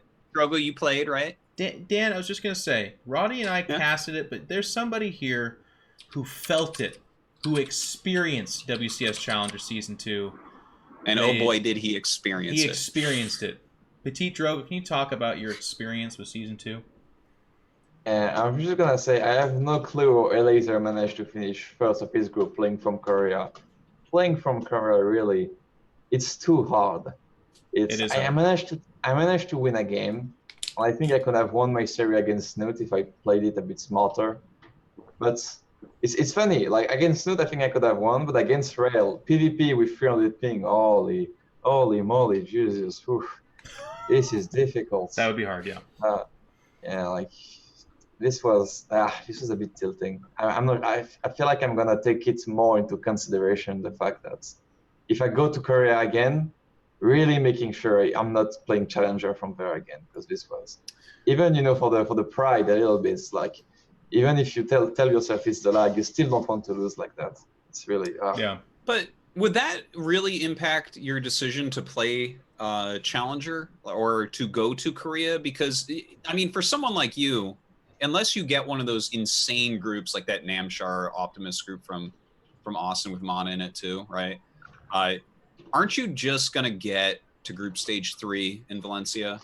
Yes, but I don't know. It's just nice. I wanna qualify for Challenger every time. It's the WCS point, it's money. You don't have to spend that entire day, the first day of DreamHack, which is extremely tiring. If you play all 3 groups, that's no bueno. I don't know. It's true that it's still a balance. You can always tell yourself you will make it to group stage 3 no matter what, but it's still a lot more comfortable to already be in group stage 3. Yeah. I mean, it's not like I can talk much because I haven't seen the bracket in a while. Am I right? Outside of the fact that I don't get a lot of groups recently, I still feel like group stage 3 is still better. Okay. I think for us, the storyline that kind of came from this, for me, I don't know what, Kevin can obviously speak to it too, but I was just shocked at, once again, Showtime having a really tough showing. He was not in Korea, as far as I know. He was from the comfort of his own home, and I think it's tough because in StarCraft, when someone ascends to a certain level, we expect them to kind of stay there. It's really hard to do, but Petite Drogo, you want to say something, I see. Yes, that's my God. I was angry for Showtime. I was angry. I felt for him in my close heart. The Kala, I felt for it. Yeah. First he plays Soul, Soul has 2 modes. The one mode, he's gonna try to out macro you when he thinks he can win macro. But if Soul thinks he can't win macro, he's gonna cheese the out of you. And he came here with 2 builds. One was very nice. The build on Catalyst was extremely good. I really enjoyed the build. It was good crafting. But then the other one was just, it was just dirty cheesing. Then he plays Lembo. And Nebo, if you cross the name Lembo, okay, I love Lembo. I think he's extremely good. He killed me at the last DreamHack, and he played extremely well. I couldn't have won back then. But in this series versus Showtime, if you replaced his name by Tefel, I would have believed it 100%. 55 drones, Roach Hydra. Yeah. I was just going to say, it must have just been Roach Hydra running into shit. Showtime goes for like double robo, mass shield batteries, like in theory the perfect counter still dies. Then they play on Redshift and it's like, hey, it's Redshift, these are gold based, but surely it's not that bad. They just takes the gold base and has like a bazillion roaches. Same story, Showtime has 3 shield batteries, immortal sentries, like, I have the perfect defense, you can't come in. It's like, no, you have a gold base, just get out of the game, get out. Oh, that was sad. Is it just a string of bad results, you think, Petit Drogo, or is it a mental thing for him? Do you have any insight? I know that I think that you talk with him and play at least. Yeah, we talk a lot. For the last DreamHack, I feel like it was a mental thing because like Showtime is so good. Like I have such a high opinion of Showtime. I think in his WCS Group Challenger, he played very well, but his opponents played strategy that were very optimized, so playing well was not enough. But for the last DreamHack, I'm not sure. Like, I don't think he would say that he played up to his level. I feel like it was maybe a mental thing. Really, I don't know. Like, I can't speak for the guy, but yeah, like, Showtime is extremely good. On the Showtime that finished the final of Leipzig, like, can come back anytime soon because he's just a beast. I still believe that. Before I ask more questions, Kevin, I want to give you some time. Did you have any thoughts about the Challenger? No, the only thing that I think maybe you want to bring up as well is just that we had an insane amount of 2-0s. Yeah. Like we had days, I think, where out of the 10 best of 3s, we had 9 out of 10 2-0s. And obviously, thinking back of WCS Austin, it's almost like a worrisome trend, but I can't really pin it on anything. Obviously, I've been thinking about it, but we even see 2-0 upsets. We see 2-0 surprises, even 3-0 surprises. You think back of Man and Neep. So I have no idea why this is happening, but it's starting to happen a whole awful lot, and I do hope this ends soon, actually. I actually agree. Like, it feels like there's less consistency than before. Like, the only 2 players right now I can think of that are consistent, maybe there's someone else that you can correct me, but it's Cyril, obviously, and Special. Yeah. These are like the 2 very consistent players I can think of. On the side of that, it kind of feels like everybody can beat everybody. It's pretty weird. But if everyone can beat everyone, why is it all 2-0s and 3-0s Exactly. all over the place? That's what's really weird. And the thing is, I think that if you look at it, there's like a couple ways to look at it. Like, is this variation or is this the opposite variation? Do we have so much? As Roddy said, though, there's like upsets with 2-0s or 3-0s. So that's where it gets me, because if eventually, you know, when people get good enough, you can differentiate your skill in so many different ways that you're even more likely to get 2-0s and 3-0s, like someone like Cyril doing that, right? Because you're like, well, he just does everything better than you. So the 2-0 or 3-0 makes sense there. But the fact that we're having the player that is expected to lose 3-0 the other player is like, okay, I think it can only be bad luck, right? There's no way to explain that. like it's either bad luck or like extreme disparity between the matchups, you know? Yeah. One guy that has like a super good PvP and everything else really bad. But looking at this, you guys did have so many. I'm looking at the group stages of Europe. The first day you had 4 2-0s and a 2-1. The second day, 2 2-1s and 3 2-0s, and then both the last 2 days were 5 2-0s. So it's like, oh my god! Did you guys have any close games? Yeah, and it was the same. I mean, that's just ridiculous, right? How do you have 5 2-0s in a row? But it's like you said, like, would I predict Bly to 2-0 Lambo? Nope. Would I predict Bly to 2-0 Soul? No, absolutely not. Would I predict Soul to 2-0 Showtime? Probably not either. So you're having upsetting 2-0s. Like, I don't know. I think it's interesting and it's weird. I think it becomes something more if in Valencia this continues. But for right now, we just had Austin, and then literally inside of 2 weeks later is WCS Challenger Season 2. So that's not a lot of time. A lot of these guys just got home. They're just now playing. Yes, there are some upsets, but there's like kind of... I mean, the fact that we don't predict Bly to win those series is kind of on us. Bly has been doing that for a while. Like, Bly is that guy that if he does and we watched those games, by the way. It was in Bly fashion, right? It's not like it's like, oh my god, this macro's out of nowhere. It's like, no, it's a meta switch after a 3-base Roach all-in looking build into, you know, like Nidus Worm play and then meta show up type of stuff. Like, it was weird Bly shit, and he can 2-0 people that way. But if in Valencia it all repeats itself again, like we have this really weird like Special getting completely blanked in the semifinals. I kind of want to... I wish we could get Special on there, or, you know, have a spy ask him some questions or something. I don't know, because I think that's interesting too. because it kind of feels like the Sue storyline, where it was like at a certain point, it does become a mental thing. Like you are aware of the fact that you dominate, get to the semifinals, or in Sue's case, the finals, of course, but then you just get beat like by different people all the time. Last year, of course, it was Neeb, but this year it seems like there's just a different block. But if this happens again in Valencia, I guess what I'm saying is that's a bad sign. Then we got to talk about it. It gets weird. Not that there's anything we can do. What do you do? You know what? Yeah. We're like, all the pro gamers, you're fired. We're bringing in the new guys. It's like, march in the No more- 16-year-olds. Jeff, no more best of 3s and best of 5s. Best of 7 and best of 9s. No. The way that you do it is best of 1. There's Best no of- 2-0s. Best of 1.75. Like they start a game and then you end it at a certain time and go by score. Ooh. New dynamics. New builds for that one. Yeah, it gets really weird. So that's it for WCS Season 2 Challenger. If you missed that, you can check it out on the StarCraft Twitch channel. I do think it's important to mention that, of course, in the upcoming weekend, so that means this coming Wow. Saturday and Sunday, we're going to have the playoffs. So the entire playoffs of WCS will be played. I believe Saturday is Europe Day, and I think Sunday is NA Day. I assume that the times are going to be different because the previous Yeah. times we had it back-to-back. So I assume that Europe will probably start around 4 p.m. Central European time, and I guess America on Sunday will start around 4 Eastern. But it's going to be really cool because it's 6 best of 5s and a best of 7. So how many trios can we really get at best 6? It would be It's not crazy. bad. I think before we transition to this next scene, though, because we have to see this picture. But before that, big question.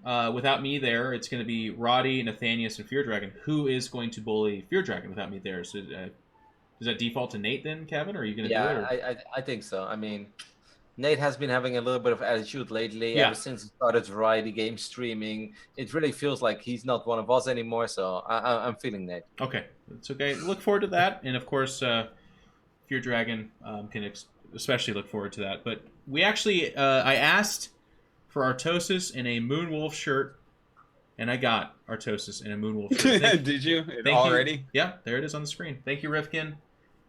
That's actually like strangely a very good job. That's exactly what you'd look like. Tell me that's not professional, Dan. Try and fucking tell me wow. that. That looks good. That's what I'm saying. That's just a good-looking shirt under a good-looking blazer on a good-looking man. I agree. So why won't you do it? Controlling a Cobra shirt. I love it. Hey guys, last but not least, do you want to make predictions about who wins WCS Europe and NA? Or... Oh, okay, sure, we can do that. But we were doing some shit showing. Cyril. Yes, awesome. I think Cyril and so. Neeb. Well, actually, Cyril Neeb's and playing Neeb. from... Korea. yeah, so... I don't know. Yeah, I'll still go with it. Tough. I It's know it's actually a going to be big one. Masa, by the way, Oh, yeah? who's also playing for Okay. Korea. Yeah. Most of them are playing from Korea, aren't they? Scarlett's playing from Korea. And... I think Scarlett's gonna play from China. Do they Oh, make them? wow. Do they make them course. go on the NA server even if they play against someone else that's in Korea? I'm pretty sure they will, but I'm not 100%. But I mean, because otherwise you get I don't know, maybe. I don't know. I don't man. know the ruling on that. That would get weird, right? So yeah, Cyril is obviously going to win Europe. Petit Drogo, who's winning NA? Maybe. Nice, excellent answer. I think Wow. True might do it. If True is the only one who's actually in NA, and he will obviously get NA server, I can see True maybe winning this Look one. at this then. bracket, guys. Let me So me fucking Wait a tell minute, you. the Korean in NA beating the Americans in Korea Yep. on the NA server. This is we have truly mixed it up for this Hang on. tournament. Everyone, loosen your belt straps. Get ready for this. Neeb versus Silky, Puck versus Jon Snow, Scarlet versus Zeal, and Massa versus True. No, I'm not describing the end of a GSL Code S finals. I'm describing the North American WCS Season 2 Challenger.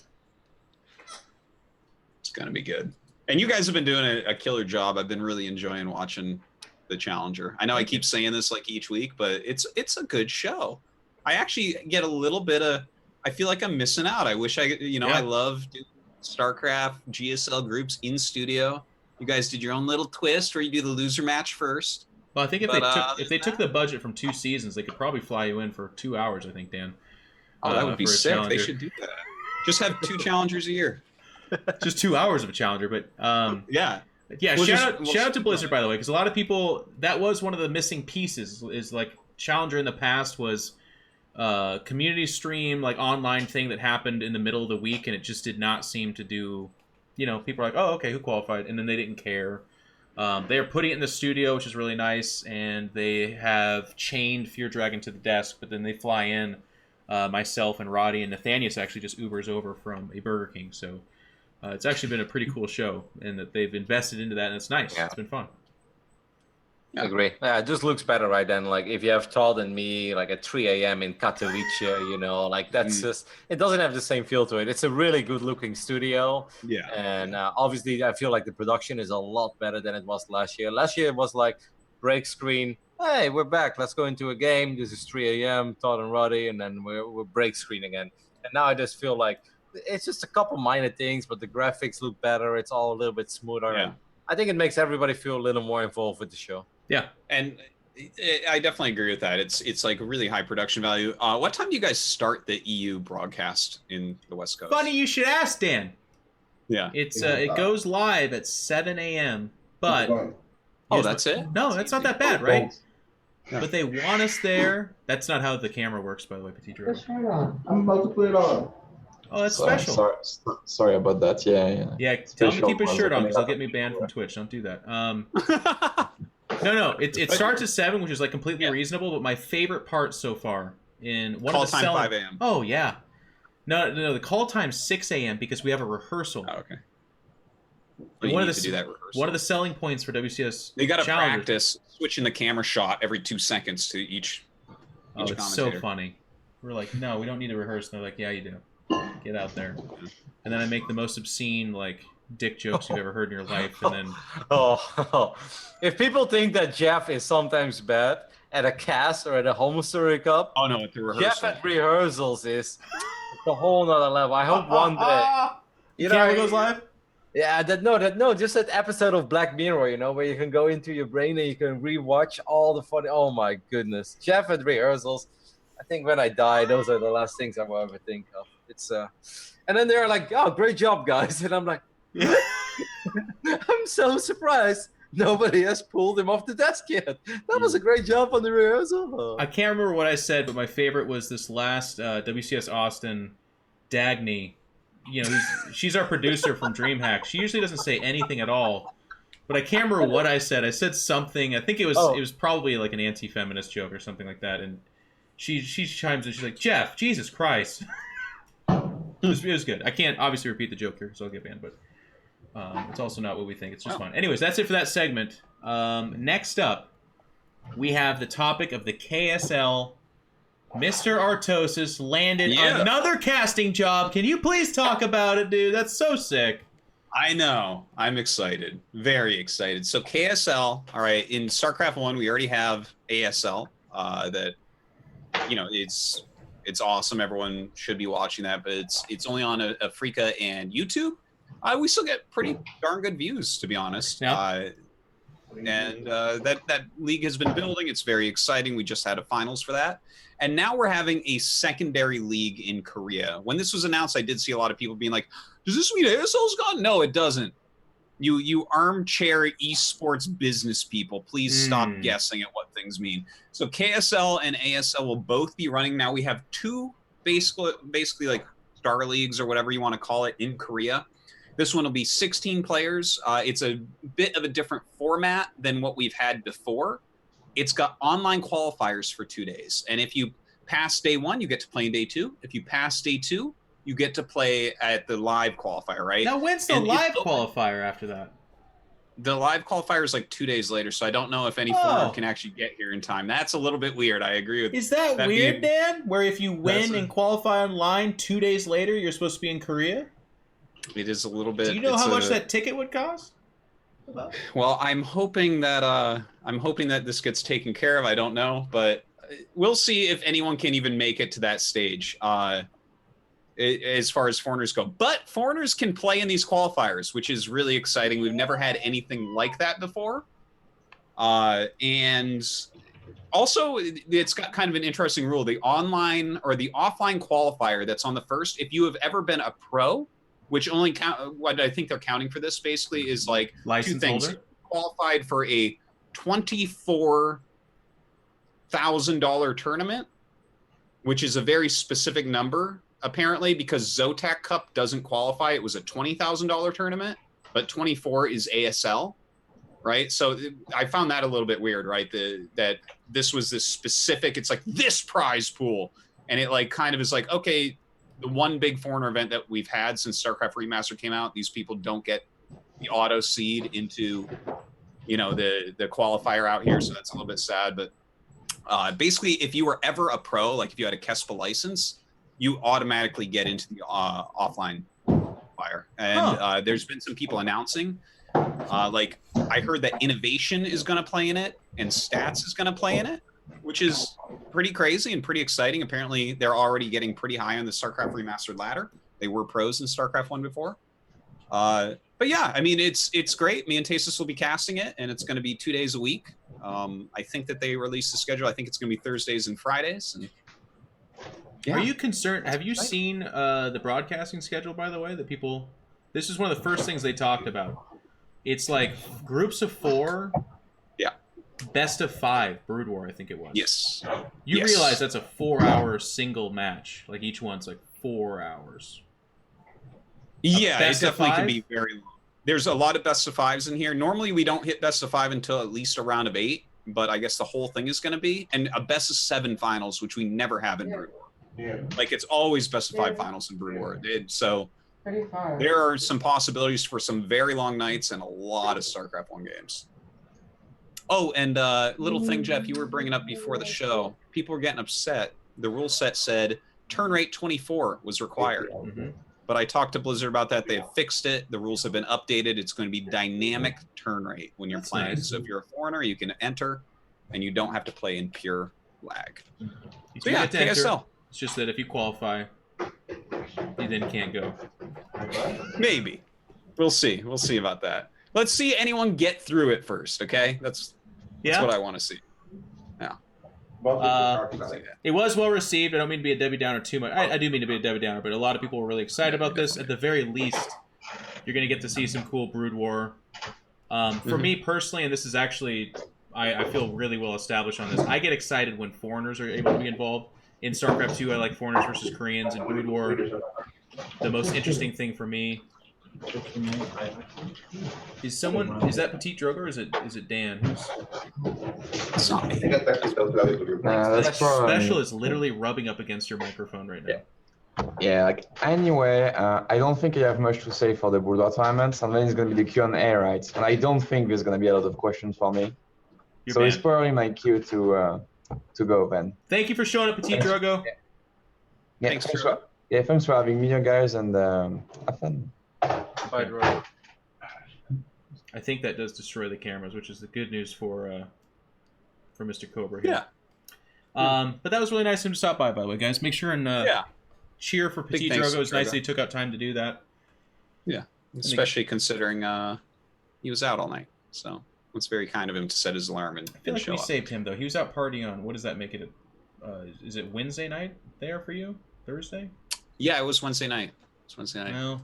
I always make sure I go to bed early Wednesday night, so I'm fresh for the Pylon show. That's right. So yeah, that's KSL. Anything else to mention about KSL, Jeff or Roddy? I've got nothing to say. No, I hope it's good. We'll see. I hope you guys have it'll fun be- with it. I'm happy for you. At the end of the day, Yeah. Tastos has got a big paycheck, so I think that's pretty exciting, right? man? Dude, the more StarCraft leagues out here, the better.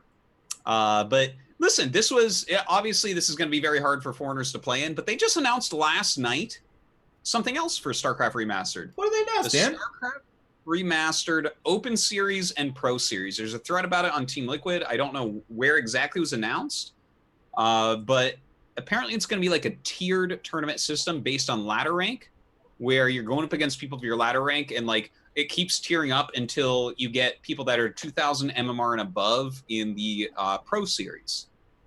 So it's like pretty high, and you know, you can enter this tournament, and there's like $1,500 prizes for it. It looks like the Open Series starts on June 28th, and the Pro Series qualifiers will begin on August 3rd.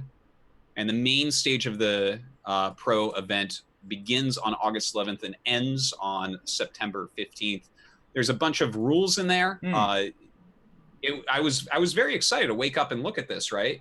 And I'm like, oh, let me take a look at these rules. Because you hadn't heard of this before yet, right? Yeah, this was just last night. Like, I woke up this morning and someone had posted this to me. Right, so I click on the rules, and the very first thing I see, who's allowed to play in StarCraft Remastered Open Series and StarCraft Remastered Pro Series? Regional restrictions. A participant should not be a citizen of South Korea and not live in South Korea during the tournament. I'm like, okay, well, I'll be watching this online. But it's pretty cool. There is one rule, and I don't know what the latency is like between South America and Europe, but apparently the latency check is going to be, you have to be able to play, I believe it's turn rate 14 without, on low latency basically, against Europe. And that's the latency checks. And the thing is, in StarCraft Remastered, we have a lot of very good South American players, and I don't know what their ping will be against Europe. And obviously, if you're living in South Korea, you can't do 14 with no latency against Europe. So it's, you know, it makes sense in a lot of ways. But an exciting tournament. Everyone should go and sign up for that. Who will be commentating that, I wonder? It says community casters. So I think probably people will apply and just get to cast it. 0? I hope it's 0 on Dizik.com. That'd be good. Didek. ZZZ. Sorry. I get that confused. That's it for that. Sorry, guys. Yeah, the latency thing came back. It seems to be a weird internet, like, tidal wave thing that's happening in my house. But as long as you guys can mostly hear us, that's great. We'll work on it in the future. It brings us to the Q&A section. Now, I have a special request, Dan, because one of my favorite things that happens is when you are given a really terrible question, but you have to ask it anyways. Because still one of the best segments. Okay. If you guys haven't seen the YouTube video, just look up Poop Feast 420 on YouTube. But this segment where literally the GSL was like, Dan, I want you to read out user questions, and that took about 24 seconds for people to start trolling. That's one of the best videos you can ever watch. But do you mind going through the Patreon questions on our Discord? I will do that for you. So of course, patreon.com/ThePylonShow. If you support to a certain level, you get in the Discord priority Patreon questions chat, and we will ask your question unless it is so completely offensive that it would have to be it'd have to be racist or something. We wouldn't. It would have to be out there, like really out there. So don't do that. Okay. By the way. Yeah. Don't do that. We'll just ban you and give you your money back. Okay. So from Blinker, StarCraft seems to have most of its star power with the casters and content creators and not the players. Is this healthy for the scene? Wouldn't it be better if we had some really outspoken, polarizing players that you either love or love to hate? This is for all of us. So, Roddy, if you have something, please. Yeah. I mean, I do think he makes a point. It's obviously something that I've been thinking about in the past as well. But it's also hard to measure that kind of stuff, right? Like, you can't really compare like Twitch channels or something because a lot of the pro gamers they don't stream. Like, I think when it comes to like a live event, the first people that or the first person that people want an autograph of is in general the winner, not necessarily the casters. But I think it has a lot to do with the fact like we've all been around for literally all 8 years, and pro players they come and go, and they have to pick a new pro player over time. And obviously, like, we put ourselves out there more because that's how, you know, we make a living. We don't win any tournaments. So obviously our job is to be very present, and however way we do it, whether it's casting a lot or streaming. So I do agree that having pro players that are big stars is very healthy. And I think in general, we always do our best, I think, as casters to talk players up and, you know, give them that star power. But in the end, we can't really do it all, right? It also comes down to the pros. And if pros sit in a dark room and they only play, and then at events they don't say much, it's hard to really build them up as much. So that responsibility is on us as well to make them the star players. But of course, I think we can only do as much as I think we try to do. I still think there are very popular players, and you see that at the Home Story Cup as well. You know that there are certain players people start chanting their names. So it's a good question, and it is an issue, but I don't see how we can necessarily solve that overnight. I also think it's a thing that there isn't a way to solve it. In particular, like we were lucky to have the star power of Stefano, and when he was winning, how interesting and funny and awesome he was. We were lucky to have the star power of Idra almost inadvertently, right? Like Idra did not play that up. That was genuinely him being that level of angry or whatever you want to call it.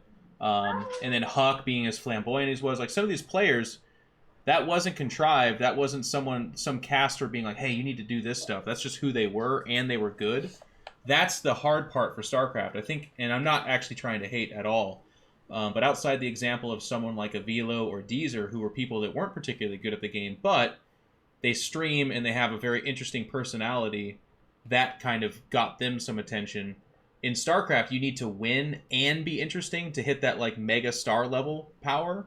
And winning in StarCraft is one of the most fleeting and difficult things you can do in all of gaming. I think it's just for those two things to converge is insane.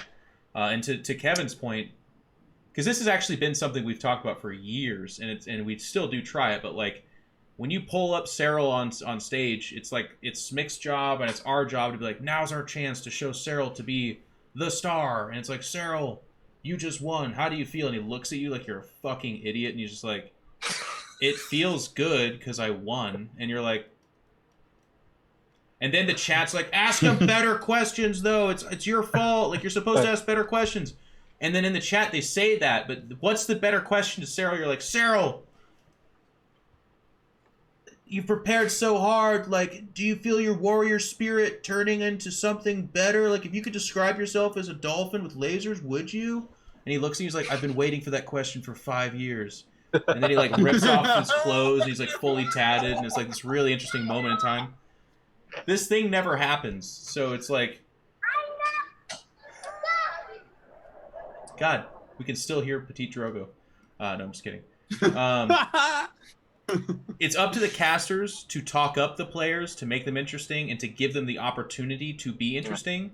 But it's on the players to want to deliver that. And unfortunately, in defense of the players, I also get that a lot of these guys are here not because they're like, I want to be a superstar. They're just like, I love StarCraft and I want to compete, and that's all I want to do. So it's not their job to be a superstar either. Like, I do think something that is good about it, just before we wrap this up maybe, is that like the moment does Cyril finally stream once, there is immediately a buzz in the community, right? And there is immediate hype. And like people come in your channel, they tell you like, Cyril's going to stream soon, everyone's going to stream. And his numbers are really good. Like Neil Twitch channel never really streamed. Immediately, you know, he gets like more viewers than anybody that's streaming StarCraft 2. So it's not like it's not there. You know, so I do believe that the hype and the buzz for the pros is there, but it's hard for the fans to truly show it if they have no place to really show that very often.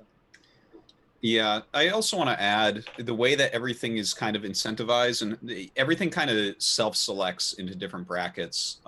So for instance, like, yeah, a lot of the big personalities are people like casters, but that's because these are like the people who really love StarCraft that just kind of generally are a little bit more social, for instance, or like to talk a little bit more and don't mind talking on camera.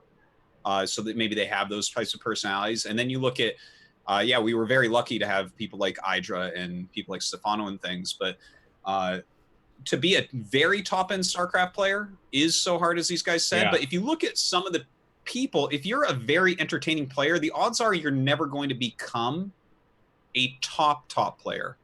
Because... Well, you look at, here's a good example, I think, is like M. Canning, right? If this guy was a GSL competitor, he would be probably the most famous player on Earth. He's got a great personality. He's like funny and stuff. And but the thing is, he's funny and entertaining and cool to watch and all this. So he's a streamer, and he's a very good player. But being a streamer and an entertaining streamer who makes their living off the game kind of precludes you from being a pro gamer. Yeah. Because you're having to talk to the stream, you're not actually practicing completely correctly. You're having to, you know, do all this stuff, and it's just, it's not the same as grinding on ladder. That's a completely different topic. but I still think that has never truly been proven. I believe that you can do both. Is it easy? No. Is it as effective? No. But is it impossible? I absolutely do not believe it's impossible. I think at the end of the day, it all comes down to your drive and your work ethic. But I think it is possible, even in StarCraft 2, for someone to stream, let's say, 90% of their games and yet become a real competitor. I mean, look at Parting. Parting is memeing. Parting is entertaining. And of course, he's a former world champ. I get that.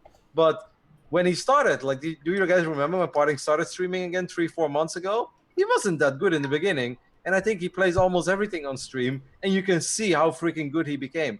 I truly believe that it is doable. Now, of course, there's still another step to actually winning the GSL. That's a lot harder. Yeah. But I think that's sure, but I think special. I think it's rare. I do agree with the points that Dan was making, which is like the likelihood of someone who's both entertaining, charismatic, but also a top-tier player being the same person is very rare. Of course. Very rare. And I do agree. Like, it is possible. It's just like really, really rare to have anything like that happen. And it's so much easier, and they make so much more money by engaging the stream a lot and not necessarily, you know, trying to maximize their practice efforts. So anyways, great question, Blinker. Thank you. On to the next one from Umbrus. Why is Redshift such a good map compared to a lot of other interesting maps? In particular, it reminds me a lot of Dasan Station, but with far more interesting strategies and less hate surrounding it. Is it though? Well, there's definitely less hate for Redshift than there was for Dasan Station. No, of course. It's the most hated map of all time. I don't know. I can answer that. I don't think Redshift is a bad map, but I also don't think if you compare Redshift to the worst maps of the previous map pools, I think it's really good. But other than that, I don't think it's a map that truly stands out. Like, if I load into Redshift, I don't necessarily think, woohoo, this is gonna be great and awesome. I think it's a good map, but to me, it's not a revolutionary great map. Okay. Jeff, you have any strong feelings on Redshift?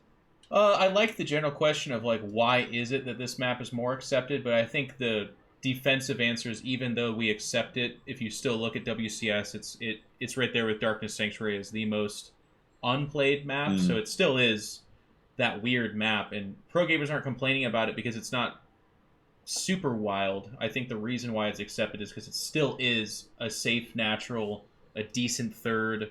The gold bases aren't like float over to type of gold bases because they can be punished. So it hit a nice synergy of not synergy, but equilibrium, I guess, of being weird but at the same time playable. It's a nice map. Next question. Am I roboting? Yes, indeed.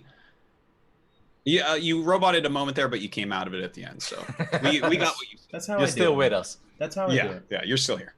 All right. From Go ahead, Dan. From OnRack. Yeah. If you were a hot dog and you were starving, would you eat yourself? Dan?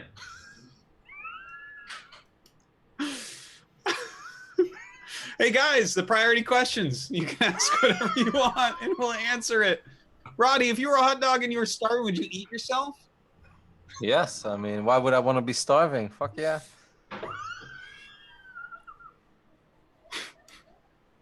I think I'm laughing Jeff, at robot, yeah, you're this is a weird frozen laugh from Jeff. I'm okay with it. So I'm a little bit confused about the eating yourself here, because if you start to starve, your body starts to break down its own, muscles and fats and all this. So wouldn't that be more efficient than chewing yourself up? First off, you cut yourself, you start to bleed, right? You have all this hot dog. You're a hot dog. How do you bleed if you're a hot dog? Well, you're still a person too, Roddy. No, you're just You're a hot dog. You're a hot dog. No, you're an actual hot dog. Well, do you have a digestive tract then? How does this work? No, you just eat yourself till you're dead. That's where it ends. Well, I'm going to assume that this guy means you still have a digestive tract. You're still also a human. I feel like no, you're an actual it would be more efficient to just let your body eat itself from the inside like it normally does when you're starving. Than well, to then I didn't understand the question correctly. I thought I was a literal hot dog. And you said you'd eat yourself because you wouldn't want to starve. But if you're a hot dog, you're not very sentient, are you? You're actually a dead piece of meat in between some bread. But I would enjoy the hell out of it. The only thing I know for certain, if Roddy was a hot dog, he would put mayonnaise on himself. No. No, I love mayo, but not with hot dogs. No, hot dogs is a mustard and ketchup type of thing. Okay. What a great question that was. It was a hidden gem. It turned out to be good. Well played, Jim. All right. The last question from Priority Questions before we get into the regular ones. From Zach's World. At E3, Nintendo announced the next Super Smash Bros. Game, which will feature every playable character that has ever been included in the past, which is 68 in total. When I was 12 years old, where is this going? I don't know. I didn't pre-read this. When I was 12 years old, I would have thought this was incredible, but now at 28, it just feels like way too many characters. What do you think about the number of units in StarCraft 2? Are there any units or buildings you like to see added to or removed from the game? Can I take this one? Am I in robot mode or can you guys hear me? No, you're good. You're really good right now. Oh my god. So first of all, thank you to our Patreons. We're going to thank them collectively here in the end. But that being said, one of the worst fucking questions that I get, I don't know if this is a meme, I don't know if Kevin gets this, please speak to this in a second, but every day I stream StarCraft, there's one person that says, Jeff, if you could remove a couple of units and then add in others, what would they be?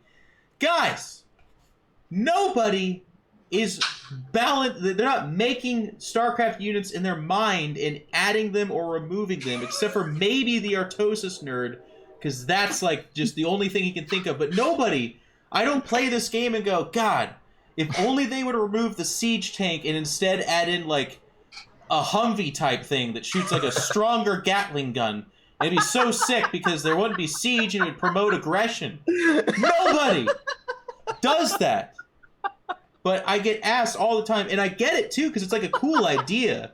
It's like sitting there and be like, wow, yeah, but what if Zerg had the flying Ultralisk, but we call it like the Flautralisk, and it like literally has like, it comes out of Locust and it only is spawned if you build this between the minutes 10 and 20 and you have 500 minerals and 6 gold minerals in your bank. And if you do that, it turns into the Flautralisk and it can fly into bases. It's like, and every day someone's like, God, Jeff, just chill the fuck out and answer the goddamn question. And I'm like, I can't take it serious. So to answer your question, Zach's World, which, you know, began as a weird thought about Smash and E3 and became, you were 12 years old at one point in this question and now you're 28. Is there any units we would remove or add into the game? I'm going to speak for myself and say no, and I'm going to be absolutely fucking godsmacked if Artosis or Roddy surprise me and say they've written out some units that they want to pitch to us right now. But with that, please, Roddy, Dan. Dan? I hate playing against Banelings, guys. Too often I glance down and my army has been killed in a second when I wasn't looking. So you want them out of the game? Is that what you're saying? Definitely. I think most people that ask these questions, though, are thinking more like what units, what are some good units that aren't in the game? And the one thing that always does come up, just to kind of play with the question for a moment here, because he is a wonderful Patreon supporter. The Reaver is he at least was. He was a supporter. I'm not sure. He's now. like, oh, screw you guys. The Reaver is like the big one I think that people like to bring up. Like, would you like to see the Reaver? But the thing is that the pacing of the game is so different. The Reaver's like too slow for StarCraft. Can you imagine? Everything in StarCraft 2 works together really well. Dan, try to imagine for a second. It's like he's coming in to engage the Protoss army. Now, of course, the Protoss army is made up of Colossus, Disruptors, Reavers, and Storm.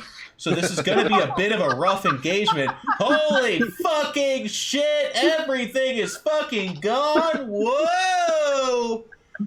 Pretty much. Oh, by the way, he's got 8 carriers. Yeah. At least that's what the Zerg and Terran players would have you believe. I actually don't get the question super often, Jeff. By coincidence, I did get it today or yesterday. Okay. They said, like, if you can add an upgrade to the game, what would it be? And I don't know if you guys played Warcraft 3 as much as I did. Well, definitely not as much as I did. But if you played it, though, basically, you could make this NTI unit called the Hippogriff. Hippogriff is kind of like a Phoenix, except it's a melee combat warrior. But the Hippogriff could also pick up archers, which was a little girl that shot arrows, right? And then the archer would go on the back of the Hippogriff, and then suddenly you would have a ranged air warrior. So my dream upgrade is always that Phoenixes can now pick up Dark Templar, so Dark Templar can sit on the back of the Phoenix. It becomes a melee air fighter that's cloaked. To me, that sounds really fucking cool. And other than that, I actually thought that the Replicant, which they never introduced to the game, I kind of like the idea of the Replicant, like beating a Terran or a Zerg with their own shit. Like, that sounds so satisfying. But yeah, other than that, I don't think about it too much. But I don't think we have too many units. I know Blizzard's policy has always been, we don't want to have too many units and then a bunch of units never being used. I personally really don't see the issue in having a lot of units and some of them not being used, because there's always a weirdo out there that does enjoy to make the unit that nobody else uses, and it just creates more variety and stuff. So yeah, I think they'd probably be balanced, but yeah. I liked the Herc too, the idea of the Herc, now that you bring up units that weren't introduced. Yeah, just anyway. Even if it's random and not popular because it's too weak, fuck it, let it be in the game. Does it hurt anyone? In my opinion, it doesn't. I think the Warhound was a great unit. What about you guys? Oh yeah, that one was fantastic. I'm gonna. You know what? One of the other questions we commonly get on the Pylon shows, we don't answer enough of these. Right now, we have an all-star cast of Rotti, myself, and Dan. So I'm gonna go through a couple of these. But guys, it's already 7:30, so we're gonna, in the interest of trying to be quick, this is the lightning round, and there's a lot of shit questions, so I think we can do this pretty good. Do you ever hang out with, interact with the non-English casters? How does that work for smaller tournaments? Dan? Yeah, I mean, we have after-work parties after the finals of each league. Yeah. Basically, it's called a Hueshik, and you go in. Everyone has dinner together and what is it called? Drinks. Hueshik. No, that's the place where that tournament streamed from. But next question. Yeah. But yeah, we hang out at that point with the Korean casters. Other than, I always go home after this show, so no, I don't regularly hang out. Question. This is in the question section. This guy put the word question. I'm going to ask that you guys don't do that in the future. According to you all, but especially Artosis and In Control since they played StarCraft 1, at what time does StarCraft 2 become sufficiently balanced and Blizzard would stop making adjustments? To clarify, I'm thinking of StarCraft 1 that doesn't get any balance patch at all. The imbalance and flaws are just accepted as being part of them. Will StarCraft 2 get there? And if yes, what would it take? Are we even close? Compared to StarCraft 1 again, would it be something good to get there for StarCraft 2? Kevin, can you answer 7 of those 9 questions? Oh, well, to me, it's a TLDR, and the answer is that patches are not bad. It keeps the game fresh, and it changes things. And the main reason why we do need that in StarCraft 2 is because StarCraft 2 is a mechanically much, much, much easier and simpler game than Brood War, and that is what allowed things. What would take 7 years to figure out in Brood War can be figured out in 7 weeks in StarCraft 2. So we need patches, and that's not a bad thing at all. Bingo. Okay. You're good with that, Dan? Agree 100%. It's the more mechanical StarCraft 1 is just different in that way.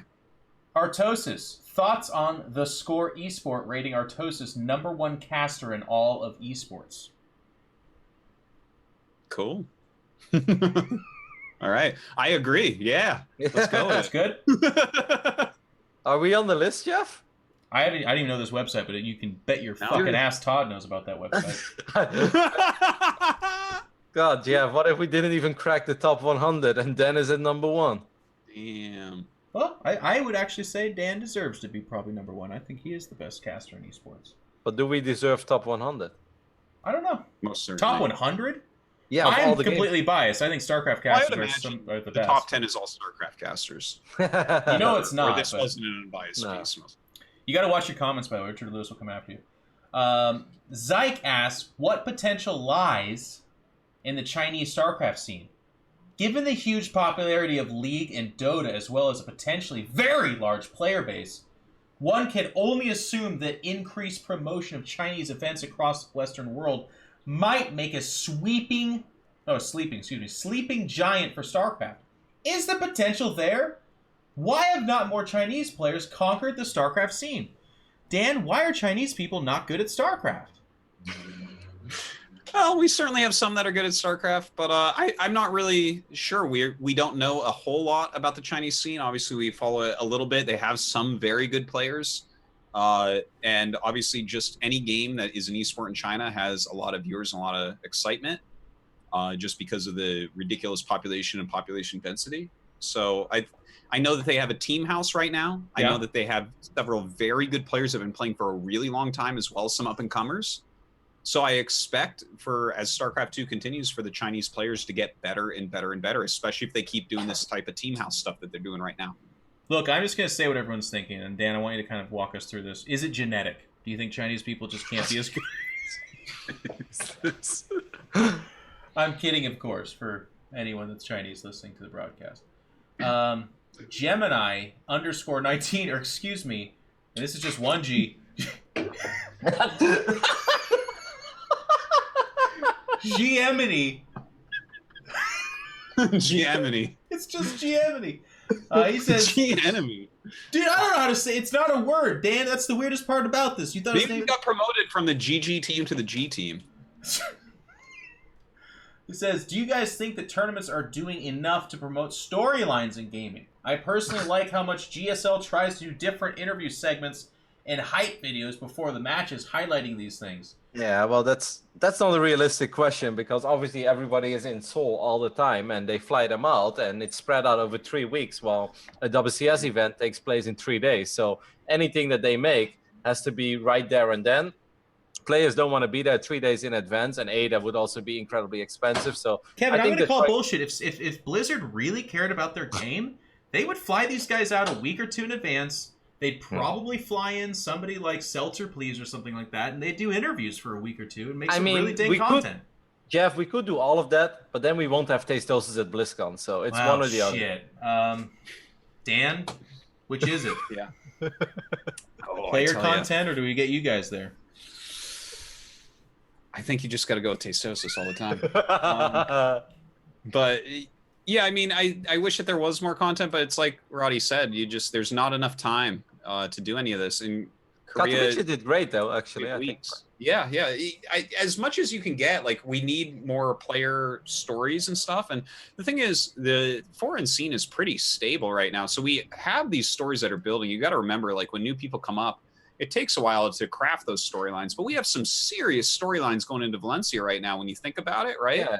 Like, you've got the Cyril storyline, the Raynor. specials always getting top 4. Yeah, Raynor is the new, he's in Code S, he's killing it. We got Neeb just hit his Code S. Yeah, the Mana carryover. And then, of course, you got all these old ones that can pop up at any time if they start getting some screen time, like Snoot or, Nurchio. So we have a lot of great storylines, and I think that you'll see a lot of great stories being told, just not as many videos because it's so difficult to get that done. Yeah, sorry, real quick, Jeff. So TLDR is just like, we would all love to do that for every WCS event, but that's simply impossible because it's a 3-day event compared to a 3-week event. Yeah. The only event where we do have it, I think, is IEM Katowice. And obviously that's a 2-week event with a 3-day break in between. And those 3 days is what allows those videos to be there. So we would all love that. We all want that, but you have to also be realistic about what's possible. And GMNE, I would just add, great question again. BlizzCon is another place where that can happen. The players are actually there a whole week and a few days change before the actual main BlizzCon tournament. So push for that, guys. Tweet at StarCraft. Say, hey, I'd love some more in-depth content. They did a great job last year, if you remember all those Road to BlizzCon videos and stuff. And let them know. But the other part of this, too, and this is, I know that, old Poppy Jeff, there he goes, shilling out Blizzard again. I'm going to do it. Click, retweet, share it, tell people about these videos, because if you look at those videos, they're not getting 4.6 million views. They're getting 46,000, which is not bad, but for how much production they put into it and stuff like that, if you guys are like, I want this content, but then 46,000 people watch it and that's it, you're not going to keep getting that content. It will go away. So to a certain extent, I'm preaching to the choir, and everyone's like, I'm trying, I'm doing the best I can. I know. Just make sure you do everything you can, because we like that content too, but the StarCraft scenes were not the biggest scenes, so you got to work real hard. We're gonna do one more question, then we're gonna wrap up the show. Cool. And I actually think this is a kind of interesting question. He says, my question in the question segment, so you don't have to do that. All memes about StarCraft 3 and Warcraft 4 aside, how likely do you think it is that we will see a new RTS in the next years that has at least as big of a pro scene as StarCraft 2 does right now? And what might that next-gen RTS look like? I like this question. Okay. I think that first off, I don't think anyone's really working on a new RTS right now. And I think that only Blizzard has shown that they can really do it. Obviously, the only big RTS that we know is being worked on is Age of Empires 4. I believe it's being made by Relic. They don't have a great track record of making good games for competitive play. Say what you will about playing their games, but they're just not necessarily esports. So I don't see it as very likely. I think the next big competitive esport will come out of Blizzard. I think it will eventually be StarCraft 3, but if it's Warcraft 4, whatever. Yep. But yeah, I think that right now the gaming industry is in a very weird spot where people just want to sell loot boxes and try to make $1 billion and want to make battle royales and shit like that. So there's not a lot of RTS production right now, I think. So I think it's going to be a while, and it's going to be probably Blizzard leading the charge once again. Yep. Which is, how could it be otherwise? We've never seen anyone make a quality RTS that can be an esport other than Blizzard. Kevin? Yeah, no, I agree with everything that Dan said. I do have hopes and dreams of a Warcraft 4, and I think it's likely. And I think it would be incredibly popular as well, especially because I still think Warcraft is the easier of the RTSs to get into when it comes to mainstream people playing. Everyone likes to herp around with a hero and collect an item and kill a creep before they actually lose the game. StarCraft 2 is a little more brutal. It's like, yeah, you sit in your corner of the map and you get fooled.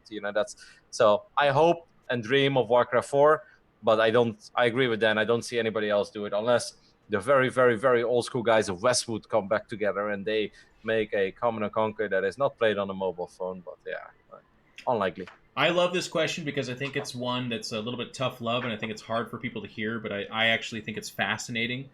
I actually 2 years ago wrote an article talking about how the RTS genre is essentially dying, and in part it's dying has died because of the success of Blizzard. They have so completely dominated the RTS genre and made such an incredibly high quality esports ready series of RTSs that to get into that niche but also cornered market is kind of business suicide, right? Like, it doesn't make a lot of sense, and that is actually part of Blizzard did such a good job making RTSs that they kind of killed RTSs, which is absolutely crazy.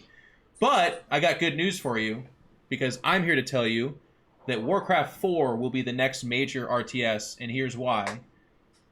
China, actually. China loves Warcraft, and it's a gigantic, burgeoning market. They're finally being monetized. They're finally actually buying things. The next big Warcraft is actually going to be a very big RTS, and it's going to have a chance to push the RTS market once again upwards towards the forefront of, all of a sudden, it is up there with CSGO. It is up there with Dota 2. It is up there with, I would say Fortnite, but people go like, Jeff, no! I know, okay, fine, maybe not Fortnite, but it'd be way, way, way up there. It would absolutely kill StarCraft 2, and I don't say that proudly, or I don't say that excitedly, but it would suck away the player base, and it would suck away the interest and the money of people. They would go to Warcraft 4. But the reason it's going to take a while is A, because it would kill StarCraft 2, which is also kind of strangely cannibalistic of Blizzard, but also B, they have to do it right. They've made some mistakes with StarCraft 2, more towards Wings of Liberty than now. But if they do a good Warcraft 4, we're talking about millions of players, billions of dollars, gigantic, gigantic game. And you can call me crazy, and I've got a long enough beard and a sleeveless shirt for you to do that. But it's true. It's going to be absolutely amazing. But it's not really what you're asking. I disagree with these guys. I think nobody else is going to step into the ring. I think everybody else is... Yeah. It's like too hard to make a good RTS, and then it's going up against the juggernaut. I agree with that. The Westwood thing was more like romanticizing. I agree. Yeah. My old days, they were good. Yeah. No, the full mental porn is Warcraft 4 comes out, but at the same time, yeah, probably Westworld or somebody, or maybe somebody, Tencent, grabs the IP to Command & Conquer and just fucking says, like, here is the competitor RTS. Because the best thing that could happen to Blizzard is they have a game chasing their ass. Because it's been it's been this weird world where, like, at least in the RTS land, there has not been anything. They're like, here comes Grey Goo. Yeah. And it just goes, that was terrible. Here comes Dawn of War 3. And, I liked it. It was fun, but it was not a competitive game. But if they did come out with Warcraft 7 or Tiberium Sunnies, Command and Conquer 5. It's fucking Kane on the cover, and it's just a sick-ass game, and it's great. That would be so good. Yep. And I would like to just say for the record, like, I basically agree with your assessment there, Jeff, on everything, except I don't think the next one will be Warcraft 4. Because it would kill StarCraft 2, and just it seems to me from a business standpoint to lose an IP like Warcraft's already huge. They have Hearthstone, World of Warcraft, and obviously Warcraft 3 is played in China. But if they make Warcraft 4, StarCraft as an IP almost dies because we'll just have remastered in Korea. That doesn't seem smart to me. So I think the next RTS will be StarCraft 3, but I could obviously be wrong there. This is I documented. think that Warcraft 4 would be huge. I hear you. I think it would be huge, but to kill off StarCraft, because the next RTS Blizzard makes does kill StarCraft 2, in my opinion. It just cannibalizes it immediately. So I don't know. We'll see, but picture China, man. That's like if you actually fucking do it correctly, like a Warcraft game. Those numbers are so silly. They're just silly. It's not even close. I hear you, and now I like it because now you don't even know this. You just agreed to a Wolf Moon shirt bet that's going to span like 10 years. It's so sick. Okay, I will do it for a Wolf Moon shirt for which comes first, StarCraft 3 or Warcraft 4. I do the same. Handshake to the webcam. Do it. Okay. Fuck yeah, dude. Like, See, that's how you do it. No, that's fine. That's the spirit of this. So guys, thank you so much for those questions. If you're interested, you can hit !Discord, I believe, or maybe it's Pylon Q&A. It's one of those if my mods or somebody or Cobra can help. You can ask questions in there. If you want to become a Patreon, we have it at all different levels. You can go in at cheap, and you can donate and support us that way, or you can go in expensive. And Cobra, please show them the beautiful whatever. Okay, well, there it is, the Patreon page. But if you could show them our Patreons as well, I think you had that page queued up. I want to say some thanks to some people here now, as he is transitioning the scene. There it is. Okay. So here is our Patreons by name. I'm just going to come out and fucking say it. This guy... Actually, Dan, how would you say that guy's name under the $100 tier? I will let you know when it pops up in just a moment. But I'll probably say it wrongly. There is no wrong or right way to say names, Dan. It's just the way you say it. That's true. You know what? Shakespeare did a lot with the English language, and I'm just going to be remembered like that. Narcissi G. Okay. That's how I would say it as well, to be fair. Daniel S. on the $50 tier. I don't remember doing that. Oh, damn, that's right. Daniel Samkoski. Are you Daniel? Your full name's Daniel? I guess it would be, right? Yeah. There's no like D'Anthony or something like that. $20 tier. D'Anthony. Michael D. Eric. Thank you guys. And then I love this $25 tier. We have Maynard, the very own Australian commentator, sexy son of a bitch, who also streams. You need to check him out. Ravi P is Ravi Parikh, excuse me. I actually am going to be unlearning that for years. The Mr. Fear Dragon 64 himself. He used to not be a Patreon, but then I actually started bullying him and telling him that he had to in order to get to, that's our relationship now, I guess. Alex S, Anand M, Daniel P, Nick B, Felix H. Thank you guys so much. I think I'm going. Am I in robot mode, or can you guys hear me? No, you're fine. Okay, good. So I just want to wrap up saying that. I also want to give a special shout out to our Matcherino. What is the code this week? Did you guys check that? Cobra? Or Dan? Yes. The code is... It doesn't matter. Expired. ShirtlessRotti. Capital S, capital R. Roddy knew what it was. ShirtlessRotti is the code. I didn't know what it was, Kevin. Sorry, I didn't mean to actually troll you that way.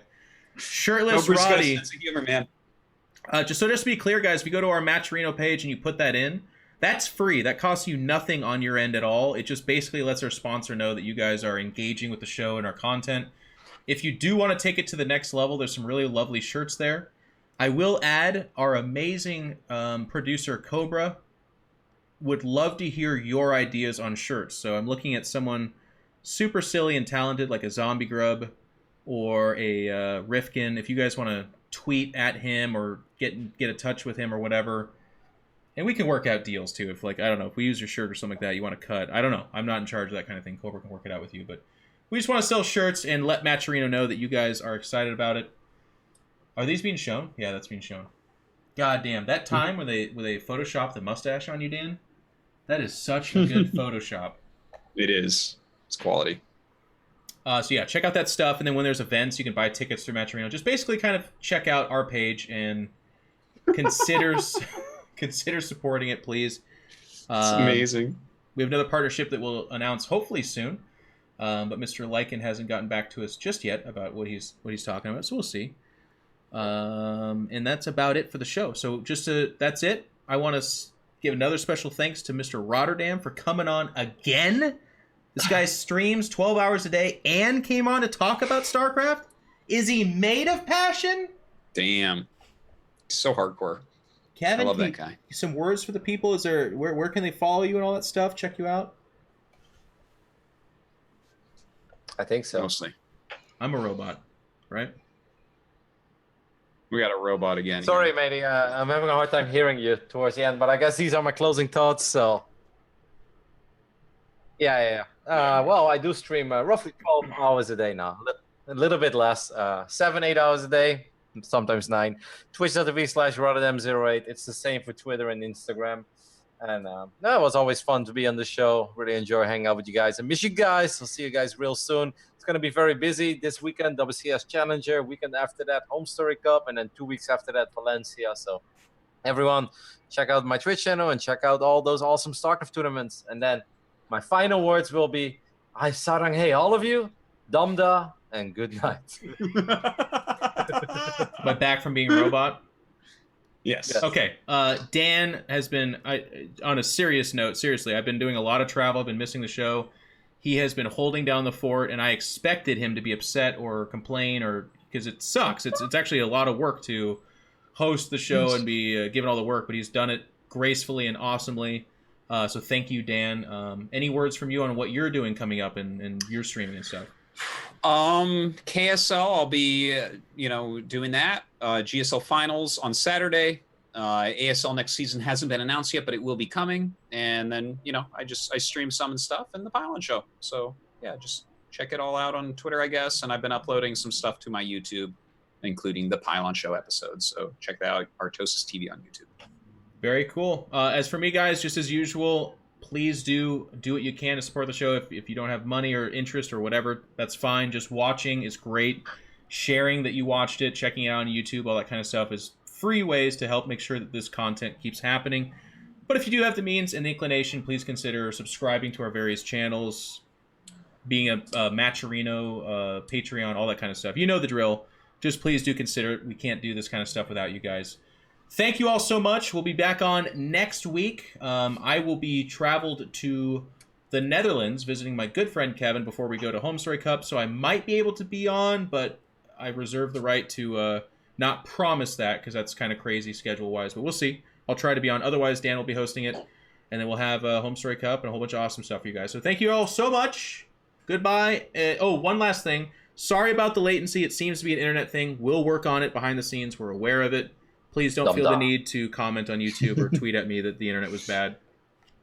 Anyways, thank you guys. Bye. Dumda. Dumda.